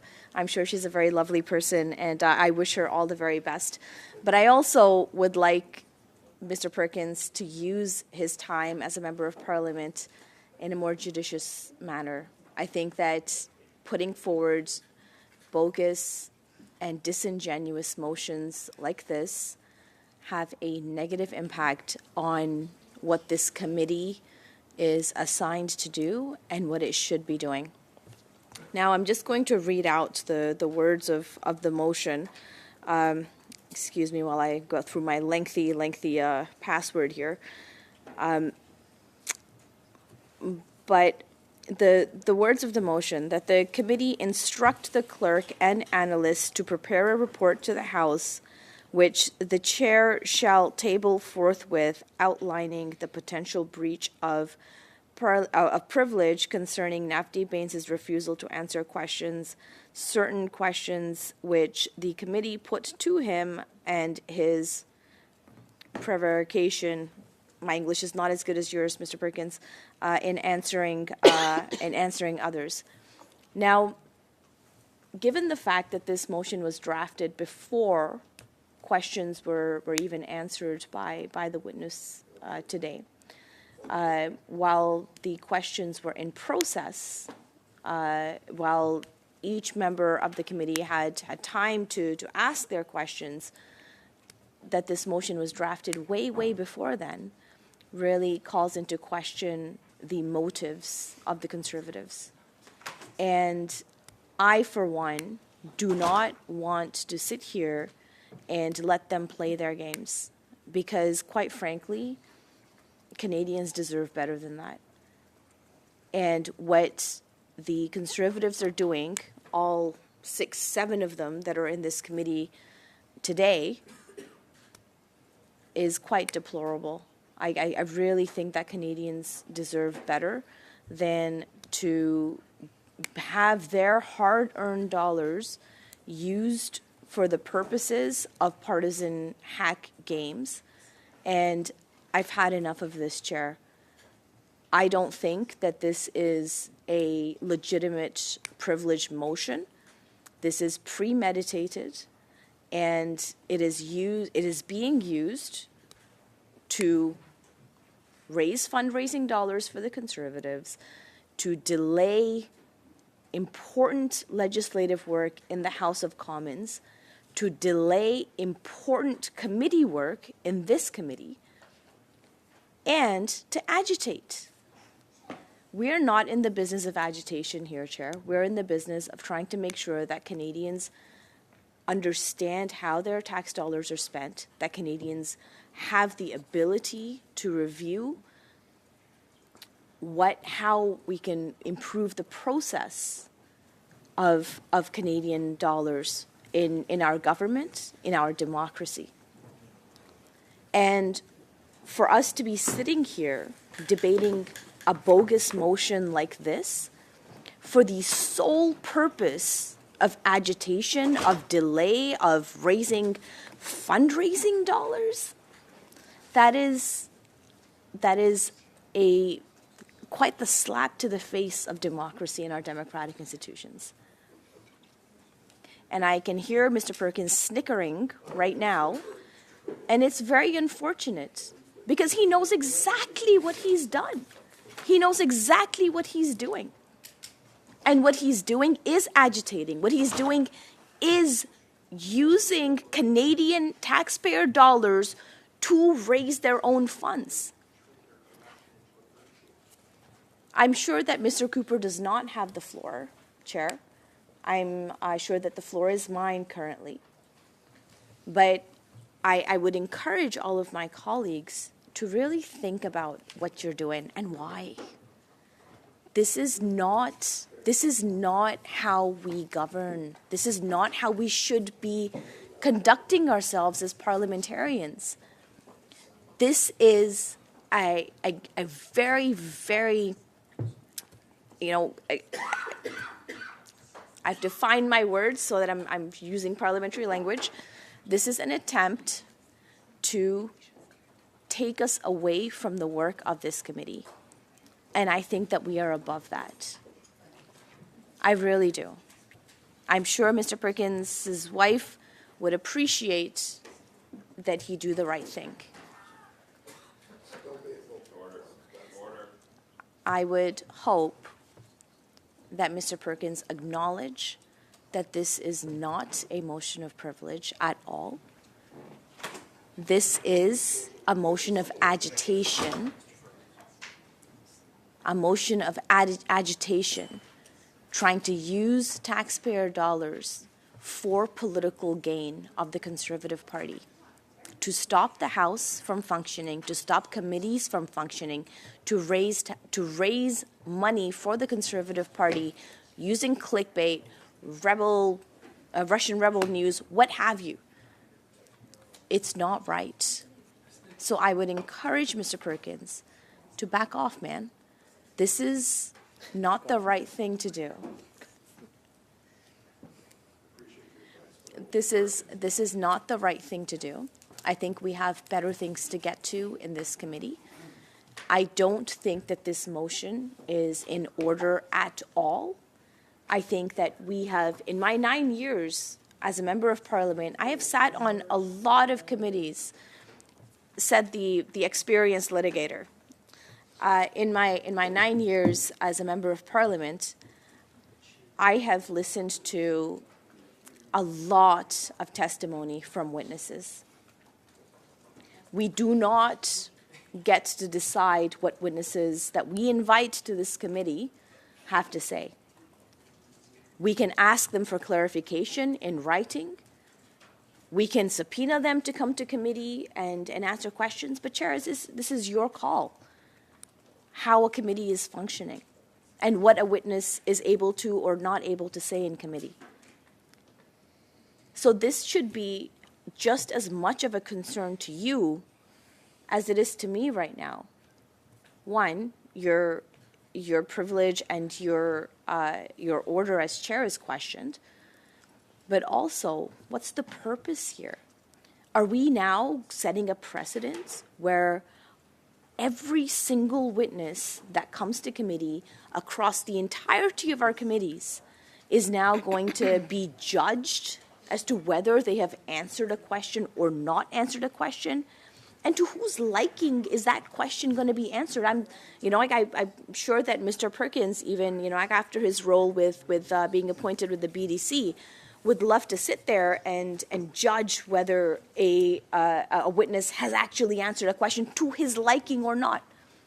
This reminds me of Trump, to be honest, where, he decides whether something is foreign interference or it's not, or is democratic or not, based on where somebody is on the political spectrum, whether they support them or they don't support them. And this is the exact same thing. And I think that if we pass this motion today, if we even entertain this motion today, we are giving in to the politics of agitation here today. And I do not think that that is the right way for us to approach our democratic institutions and the way that we function here as a committee. So, Chair, I will park my comments there, but I would like to get back onto the bottom of your list. I'm just letting you know, bottom of the list. Thank you, Chair. And you have been added to the list. Next is Ms. Bradford. You have the floor, please. Thank you, Mr. Chair. I must say I'm a little bit alarmed that you based your ruling that this was actually a privilege based on Mr. Firth. There's no way that Mr. Baines could be possibly put in the same category as Mr. Firth, who, as we all know, is in a class all by himself. I was here at this meeting, and I found Mr. Baines to be a very credible, respectful witness. In all of our committees, we ask questions. Usually when we ask the question, we don't already know the answer. Sometimes we do, but sometimes we don't. And so we have to accept the witness's answers as given, even if we don't like the answer. Now, what I observed before, while the opposition was questioning this witness, as is often the case, the witness wasn't even given a chance to respond. They were constantly interrupted. He would try to say something and he would be interrupted constantly. There is a certain level of rudeness with that. We invite people here to testify, and we should give them a chance to answer the questions. And unfortunately, I find that wasn't the case today, and now the opposition is complaining that he didn't answer the questions. Well, he needed some airtime in order to do that without being constantly interrupted. And this goes on and on and on. And it's a very bad reflection on this place and the people that serve here. One of the things that I would like to point out, so I got elected in 2021, and I was appointed to this committee by the whip. And I remember the whip telling me, you are going to love serving on the Public Accounts Committee because you're going to learn so much about the operations of government. Because you review the Auditor General's reports. The Auditor General examines many different things. She decides what she wants to look at and reports back with inadequacies. And there's learning to be had from that. I wish that's what this committee was doing. I would say for the last 8 months, we haven't had the opportunity to review reports. We haven't been tabling reports from this committee in the House because we're no longer reviewing the Auditor General's reports. Instead, this committee, like most parliamentary committees, is being held up with motions, whether they're privileged or not, brought forward by the opposition, always the same motions on 4 different committees, looking for a smoking gun on some kind of a witch hunt. The prize would be to tar a cabinet minister with some wrongdoing. And there's nothing to see, but it ties up very expensive resources. I want Canadians to know that these committees cost thousands of dollars every time we meet. So if we're talking about wasting taxpayers' dollars and being judicious about taxpayers' dollars being spent fraudulently or not in a good way, what's happening at our committees when every committee is dealing with the same motions? This committee probably had 25 meetings on ArriveCan. Do Canadians care about ArriveCan anymore? 25 meetings.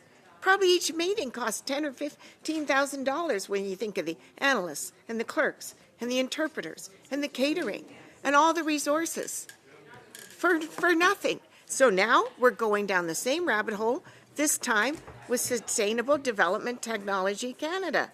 Same thing. Multiple committees looking at this. For what? The problem has already been resolved. We know there was a problem, but when it was brought to light by the Auditor General's report, immediately the current minister decided to transition it over to the NRC and appointed a temporary brand new board of 3, and it'll be transitioned by the end of this year to the NRC. The funding will resume. It's under control. So really, when the problems are taken care of, I don't know why we persist in continuing to find fault that no longer exists. It has been dealt with. So I find this a very, very frustrating process. And there is a letter that I would like to read into the record from our Auditor General, because again, I remind everyone, this is the Public Accounts Committee. We are supposed to be reviewing the Auditor General's reports and looking at her work. And we shouldn't be doing anything that impedes her work. However, I want to read into the record, because I think it's an important document. It's a letter to our chair, Mr. John Williamson, dated June the 10th of this year. Dear Mr. Williamson, I'm writing further to the motion in the House of Commons seeking the production of documents regarding Sustainable Development Technology Canada. I understand that it would be considered by the House of Commons this afternoon. I wanted to ensure that the Standing Committee on Public Accounts is aware of some of the short-term and long-term impacts of this motion. In my view, the requirement to produce my entire audit file to the law clerk and parliamentary counsel compromises my independence and is also likely to discourage departments, agencies, and Crown corporations from providing me free and timely access to the information required for my audits going forward. The objective of this motion appears to be about ensuring that the Royal Canadian Mounted Police, RCMP, has access to the information in my audit file. In cases where the RCMP has engaged with my office, we have always cooperated in a timely manner. Doing so has always involved direct communication with the RCMP investigators and a timely response by my office to production orders from the RCMP. It is unclear to me why the law clerk and parliamentary counsel should be part of this established process with the RCMP. I believe that it is also important to inform the committee that there will be considerable expense to my office to produce our entire audit file to the law clerk and parliamentary counsel. Our understanding is that the translation of all documents would be required. The budget for my office's resources does not include such expenses. We would need to divert financial resources that would otherwise be used to produce audits for Parliament. Yours sincerely, Karen Hogan, Auditor General of Canada. Clearly, the point our Auditor General is making by the and I take the principles of assistance. I mean, and he was. Yes, yeah, sure. I do have to, and yes, Mr. Yeah, this is not relevant to the question of privilege regarding Mr. Baines's non-response. Well, it is. Yes, it is, because he was cut off. Mr. Baines was cut off in answer to a specific question. Mr. Baines was cut off in answer to a specific question by Mr. Perkins about Ms. Verschuren when he was starting to articulate her long-standing record of public service and contribution, including the fact she was appointed by not only Harper, but by Flaherty. And so, yes, her record, that answer is relevant because she was cut off in the course of answering it. And to be of assistance, I mean, and I'm almost done, Garnett, I'm almost done. In 2010, she was appointed co-chair of the 2012 Governor General's Leadership Conference, Canada's premier leadership training event, and she was honored by the Canadian Business Hall of Fame in 2019. So cast criminal aspersions as you like, but definitely do it with parliamentary privilege at your back, because it's defamatory outside of the House of Commons, because there is no criminal conduct here on behalf of Ms. Verschuren, and a long-standing record of contribution to Canada. And keep in mind here that, yes, I'll be the first to criticize the conduct of STDC in relation to its conflicts mess. I'll be the first to criticize the fact that they were following incredibly bad legal advice. I'll be the first to criticize ethics violations where, yes, of course, a recusal should have been necessary instead of an abstention. Of course, they should not have bundled approval where they were considering past conflicts as sufficient, and they should have declared continued conflicts. Of course, that is the case, and that is why major action has been taken to clean up that mess. But to suggest criminal conduct and then to cut off former Minister Baines when he's in the midst of answering a question about her character, and then to further claim that your privilege has been violated because questions weren't answered, answers that you had previously cut off. I mean, it is laughable. And we can invite Mr. Baines back, because my understanding was his testimony wasn't over. So I'll be voting against a privilege motion because this sets a terrible precedent. If this is a violation of privilege, any witness that comes and doesn't give us an answer we like ends up being a violation of privilege. And a violation of privilege is something we should take very, very seriously. And we should not lower the standard in a laughable partisan way. And the second thing I will say is, I will guarantee you, if we report this back to the House, it will be dismissed by the Speaker, because it is impossible to think that on such a low standard that would apply to so many witnesses that we've seen come to this committee and many other committees, where we get an answer we don't like. Do not recall. You might not like that answer, but that's an answer, Mr. Perkins, and you might not like it, but it's certainly not going to be found to be a prima facie violation and breach of privilege. Thank you. Suivant, c'est M. Drouin, s'il vous plaît. Next, Mr. Drouin. Mr. Chair. Thank you once again. I'm looking closely at what's happening with this question of privilege, or the motion that was presented by my dear colleague, Mr. Perkins. At the same time, if I look at what happened on the other side, all of the parties on the other side of the House, there are a number of members, to advocate Mr. 3 relation with a question of we're not looking on cyber on this. Some PIERRE POILIEVRE. This Mr. Perkins, he no, referred- Mr. Perkins. He made a reference. If you put That your- member no, made a Mr. reference Perkins, that to does not me give you the right as of doing reply. the same thing Mr. of what Liberal Mr. appointees done. Order, Liberals Mr. appointees have stolen Mr. $400 million. Mr. Perkins, that does not give you the right of reply on the spot. If you would like to raise your hand, I'll put you down. Mr. Trudeau, you have the floor. Merci beaucoup, Monsieur le Président. Thank you, Mr. Chair. I see that people are passionate, even near 7 p.m. Who stole money? Well, if there are people who stole money, it seems that my colleagues don't like. Thank you, Mr. Brock. So, Mr. Trudeau, you do. With wonderful tale. To be able to raise even more funds. And we heard this. Point of order. Point of order. As much as I'm thrilled to be sitting in committee at 6:52, listening to this wonderful tale told by my colleague, he's repeated himself numerous times, Chair, and you know the rules, and he knows the rules with respect to original thought. He's running out the clock, repeating the same talking lines. Thank you. Yes. Thank you, Mr. Brock. So, Mr. Trudeau, you do have the floor. I ask you to remain relevant and to come up with new ideas. Over to you, please. Oui, Monsieur le Président, merci beaucoup, et je sens. Mr. Chair, thank There is. I didn't treat anybody of you. I treated myself. So you know. Si vous insistez, allez-y. I didn't insult anybody but me.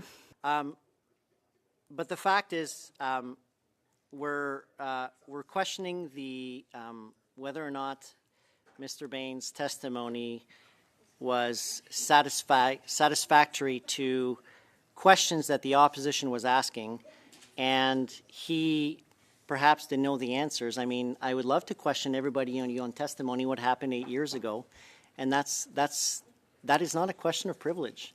I'm sorry, but that is not a question of privilege. And from time and time again, we have heard from different testimony that ministers or ministers' offices were not involved in the day-to-day operations of SDTC. We have heard from time to time and time again, and they're still not believing that. Alors, je pose la question. So I'm asking the question, so how much time do we want to spend here? Or the opposition repetition, or you can call me out, Rick, you're giving me a break anyway. So, but more seriously, when we're questioning whether or not a witness who has already appeared and been questioned by the same member at a previous committee in June, whether or not this is a question of privilege, it has absolutely nothing to do with SDTC, but everything to do with what is happening in the House. They don't want to come to work. We know they want to go into an election right away. They've all told us. So they're not interested in getting to the bottom of this. So any motion of production of papers that they put forth is not serious. I haven't said that word, by the way. But it's not serious because they want to go into an election tomorrow morning. They probably have their campaign office already rented, their campaign signs. Haven't said that, by the way. That's not reputation. Right? So I'm just saying I'm questioning the seriousness of them to actually get to the bottom of this. And it's shameful that we're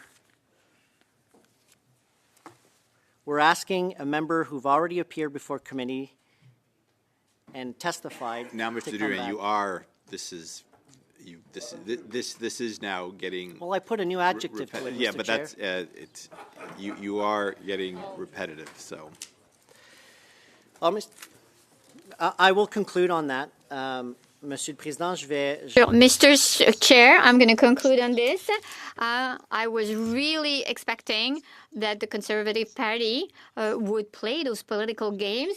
What I wasn't expecting is that the party of Jack Mitzing or the Bloc Québécois would align with the Conservatives. And I'm sure that in Quebec, people who are, aligning themselves with Pierre Poilievre, they have no respect because Pierre Poilievre does not reflect the value of francophones, whether they are in Quebec or anywhere else in Canada. Pierre Poilievre has no interest in what has happened in CBC, and what interests him is that funds are collected, more petitions are collected to have more names in their database. On that note, Chair, I am going to conclude my remarks. Thank you. Thank you. You were really under the line here. Have a 5-minute health recess, and we'll come back, and Ms. Khalid will have the floor. So just a 5-minute recess for everyone. Meeting is suspended.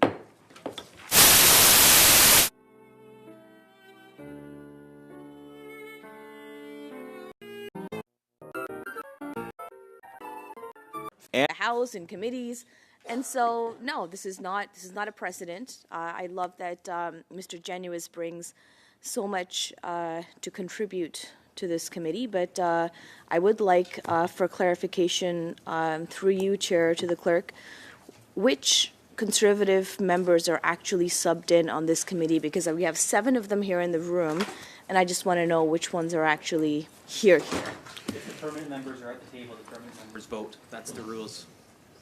It's as simple as that. Would you like to do the clerk's job for her? Yeah, okay. Didn't ask you. All right. So we appear to have Mr. McCauley. Mr. Nader, pardon me, and Mr. Cooper. Mr. McCauley, Mr. Nader, and Mr. Cooper, Can all sit at the table. which is fair, but it goes against exactly what Mr. Nader quite wholeheartedly tried to mansplain to me, is, who is at the table and who is not at the table. Don't appreciate it, but I do appreciate that the clerk clarified. Please don't heckle me. You're not at the table, buddy. Mr. Genuis. Walk away. Mr. Genuis. Ms. Khalid, you have the floor.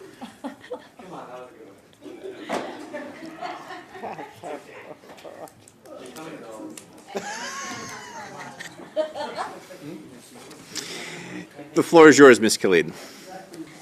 Thank you so very much, Mr. Chair. I'll let the chatter in the room just kind of die down a little bit before I continue. If that's okay with you, just because I think that what I have to say will probably want to be heard by members. Khalid has the floor.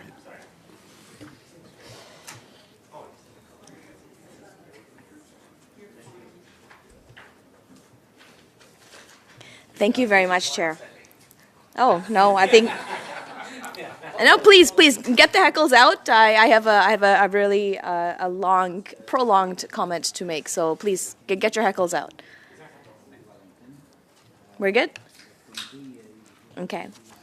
Chair, as this motion of privilege has been called, I sat here and I reviewed committee after committee after committee, not just on the SDTC issue, but on generally all committees and all questions and all studies that have been put forward.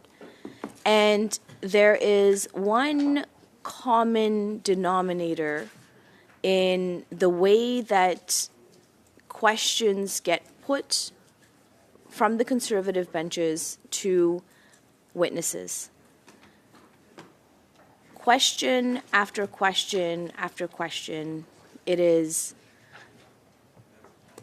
unfortunate to see, and I know that I get called out on calling so many points of order on the way that the Conservatives treat witnesses, but we see time and time and time again and I can go through the transcripts and relay to you what they are. But the way that questions are posed to witnesses, whether they're friendly to the Conservatives, whether they're not friendly to the Conservatives, the way that questions get posed, they're not welcoming an answer. Khalid has the floor. No, happy to let the chatter die down. That's fine.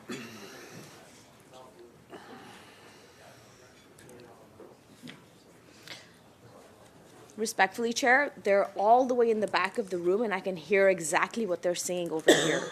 And they're from your whip's office, and I don't think that I should be hearing what they've got to say. Well, I couldn't hear anything except a mild murmur. Ms. Clay, this is a committee room. It's not a library. You have the floor. It is relatively quiet in here. Thank I you, just Chair. don't want to hear what if they're eating pepperoni or all dressed. I hope there's just cheese. So, Chair, as I was saying,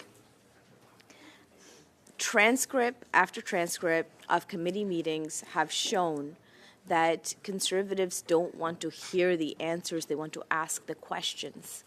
They want to get their clips and move on, but not let the matter move on, but to move on to where their next objective is.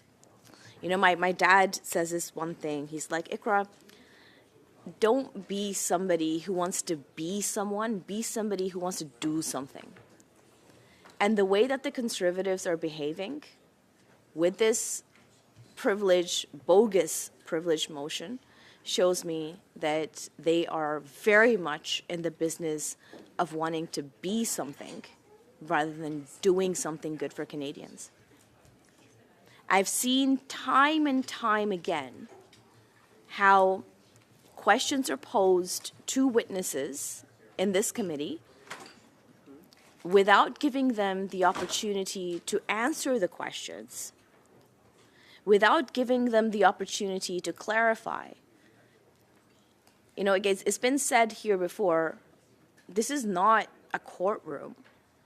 This is a place for, hopefully, distinguished educational conversation. And the fact that we don't have that right now is kind of disturbing. But the reality of the matter is that this privilege motion itself has no water to float on because of the nature of the questions that have been asked over these past, okay, I've been on this committee for the past year.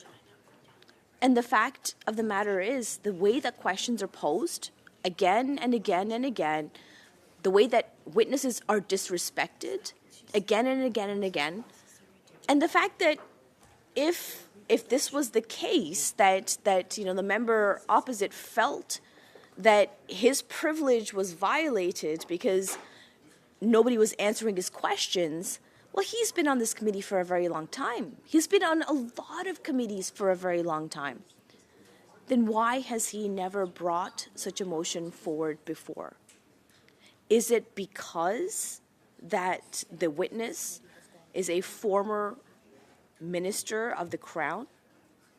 Is it because the Conservatives are looking for dirt or whatever it is that they're looking for? I have no idea, to be honest. But the reality of the matter is this motion was put forward before the Conservatives had all of their time to ask the questions. This motion was put forward while the witness was not able to answer all of the questions, and he kept getting heckled and he kept getting cut off with the questions that he was supposedly supposed to answer with whatever limited time that the Conservatives were going to give him. But as he was trying to answer, Mr. Cooper, he would get cut off after the first couple of words that he was trying to get out of his mouth. And that is unfortunate. Because when we invite witnesses to this committee, we invite them, hopefully, with the intent that we're going to learn something from them. Not to interrogate them, not to humiliate them, and not to then call bogus privilege motions based on political need. And it is a political need right now from the Conservatives. Just grasping at straws, anything and everything, whatever can stick. It's really unfortunate. And, you know, quite frankly, I don't think that the other opposition parties have done this debate any favors either. You know, again, as I was reading through the transcripts, I see that the member from the NDP has literally like a page-long question. A page-long question. I mean, you don't get a lot of time to ask your questions. Obviously, you want to hear what people have to say rather than, you know, indulging our witnesses with soliloquies. But that is exactly what has happened. That is exactly what I see from our transcripts. Long, elongated paragraphs, broad statements, and you know, just really trying to virtue signal all of it. And then when it comes time for the witness to answer a question, what happens? Oh, no, you didn't answer my question. Well, buddy, give me some time to answer the question. How about that? How about that? How about that?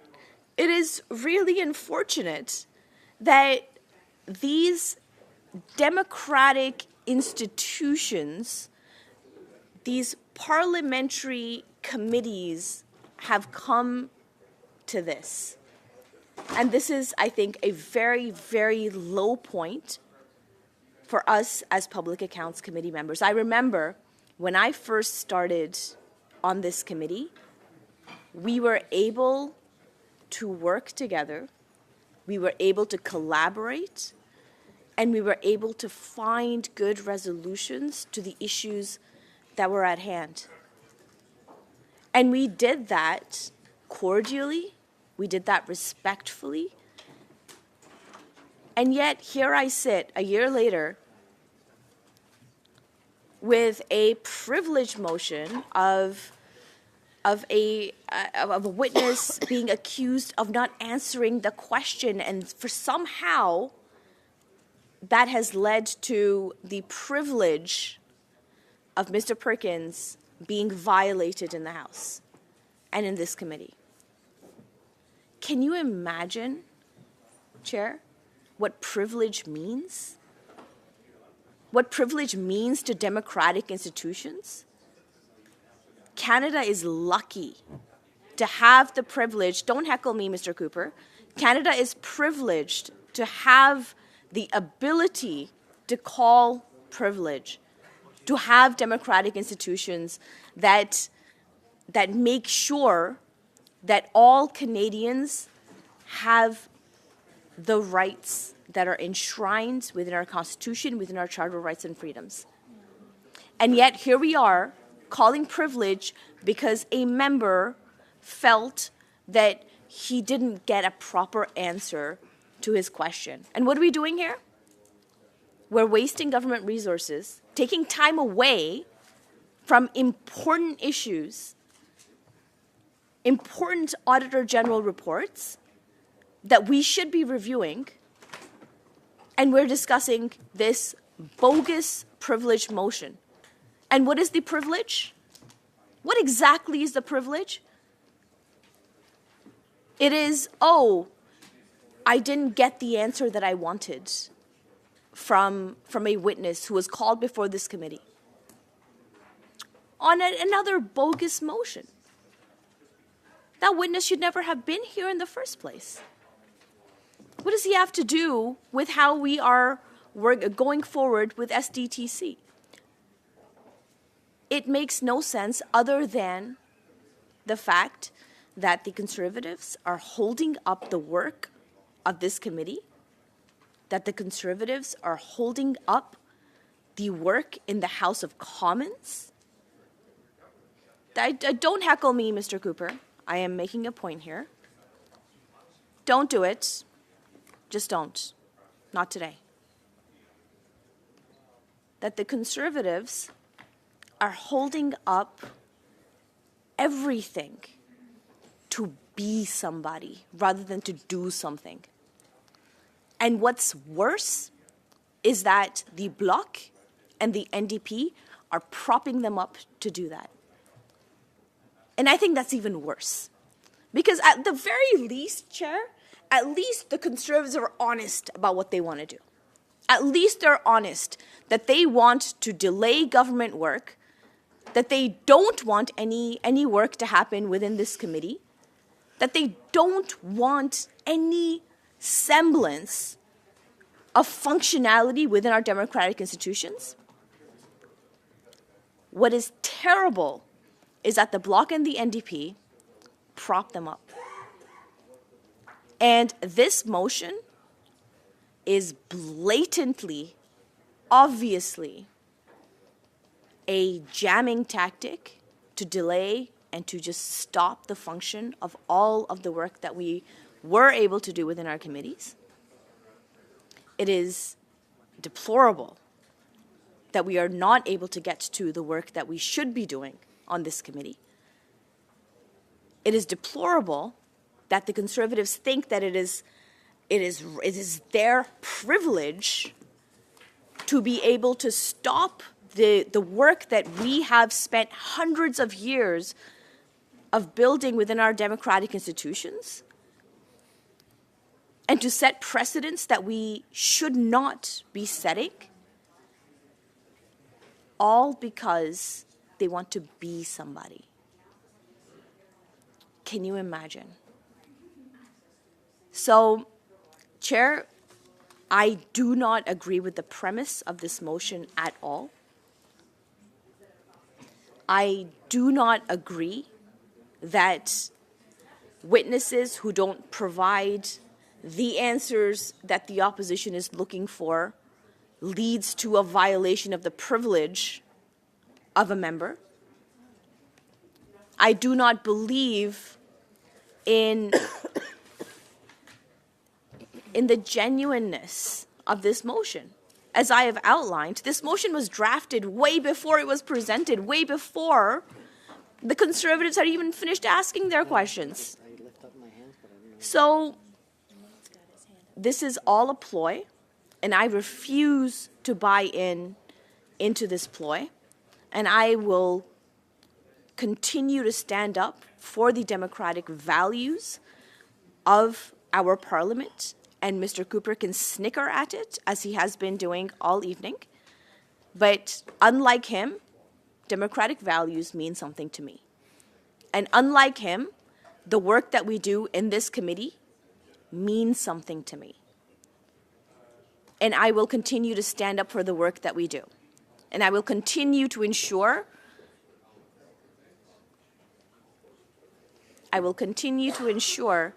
that that work is protected and that the sanctity of this place is maintained, regardless of who wants to be somebody as opposed to do something for Canadians. Thank you, Chair. Thank you. Up next, I have Mr. Brock, please.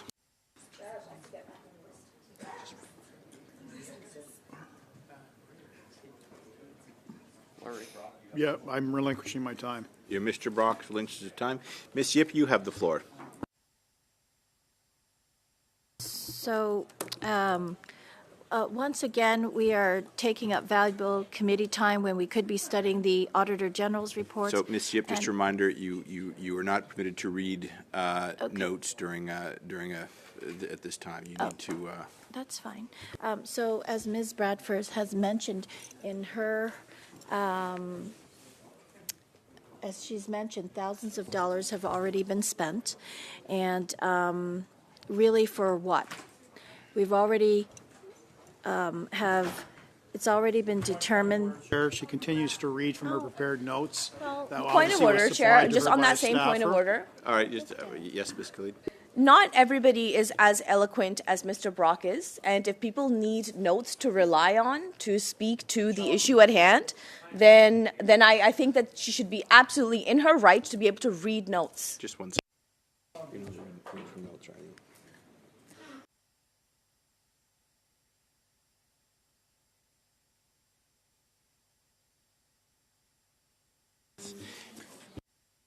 Just 1 sec, please.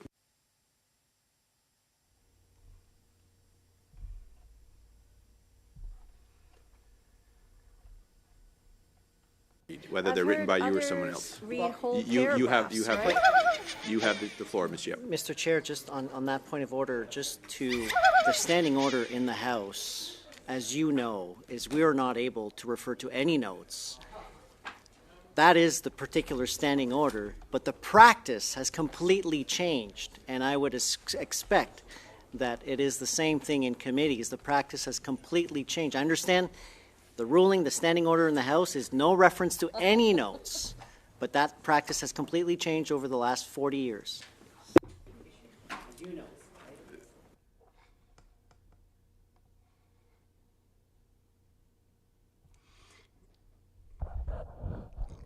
Gang, it's been a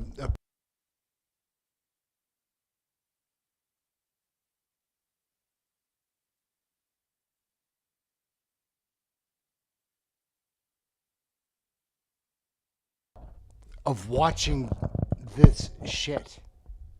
Jesus Christ. Work with me for goddamn. And it is tough. Because these mofos are lying right to your face. All the time. Ikra Khalid, that little Fruit Loop, like, what, Frank Drouet, like, then we watch this dirty cabinet of, like, Karina Gould, Chrystia Freeland, Arif Farani, Stephen Guilbeault, Dominique LeBlanc, Yahara Sachs, Jenna Suds, just Randy Balsano. Come on. And I know that I make pretty interesting videos. Like, my live stuff does pretty well. My other videos just do okay. But it's because they are, in general, I believe, being screened a bit because it's right-wing. That's why it's important to like, share, get notified, appreciate the subscriptions, for sure. Memberships, that would help, because they don't show this stuff. They don't want the word getting out. I'm not trying to say the conservatives are, for the next election, I am saying, I think that's the only vote that matters. Like, if you vote for any other party, it's kind of a wasted vote because you're really only helping the Liberals, in my opinion.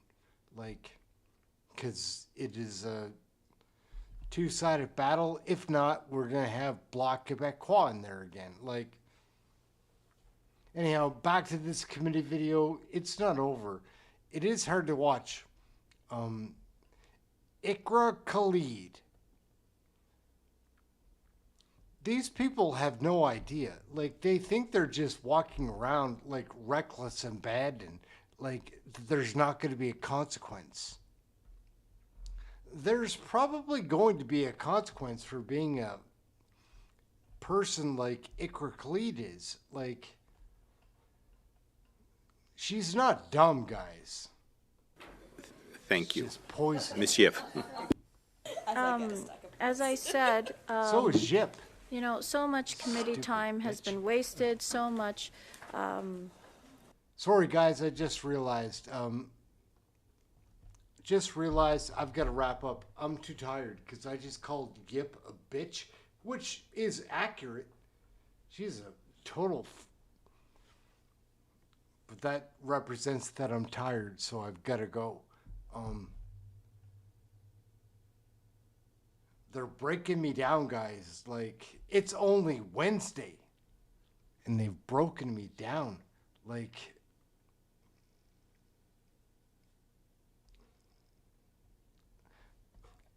I'm mostly a happy-go-lucky guy, but I started covering Canadian politics a year ago, and over that time, I've learned a lot. It took me about 5 days to catch up to that something didn't smell right. And now we've got ministers coming back from France with a bunch of coke, and you can tell that all the ministers are all screwed up because she brought back a big stash from France. Look at how Mark Miller was the other day. Look at Jolie Still. Like, and again, unless you know, you don't know. But if you do know, you know. Like, and Frankie Druin was messed up in that committee meeting, like strung out. Strung out. Like, anyways, I hope I get a good jail cell when C-63 goes through. It's probably the way it's going to go. I'm really sorry to do this to you guys. Like, you can find this stuff on Parleview. I've got to wrap up for tonight. I've got to be done. We are out. Hey, everyone, quiet down. There's a bulletin on TV. And now for this news flash. Can I say something to all the people who thought I was a loser, Chuck? So you want to vote for a pretty boy Canadian named Justin. What could possibly go wrong? I made a mistake, and I'm sincerely sorry. Oh, hello. Do you have a warrant to be here? Everyone has an opinion about Canadian federal politics. I know this place is where I am. No other place is better than. No matter where I go, I am proud to be Canadian.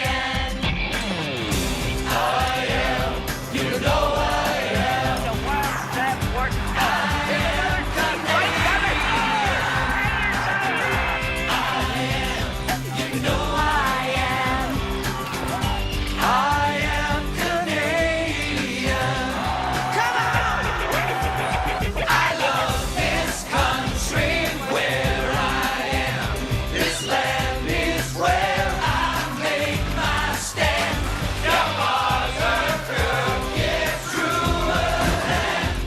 The one we call Canadian. Canadians.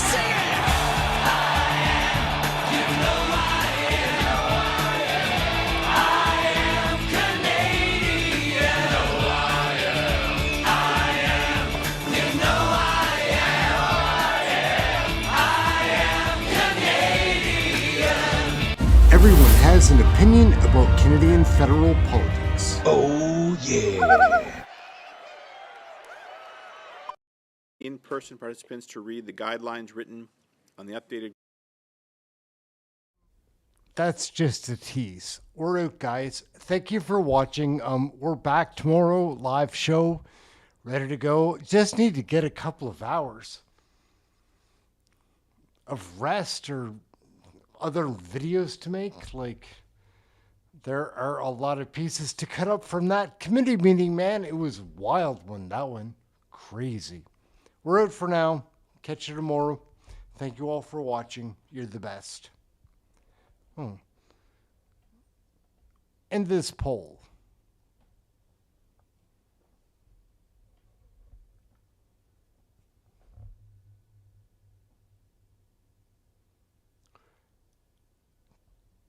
King of the road.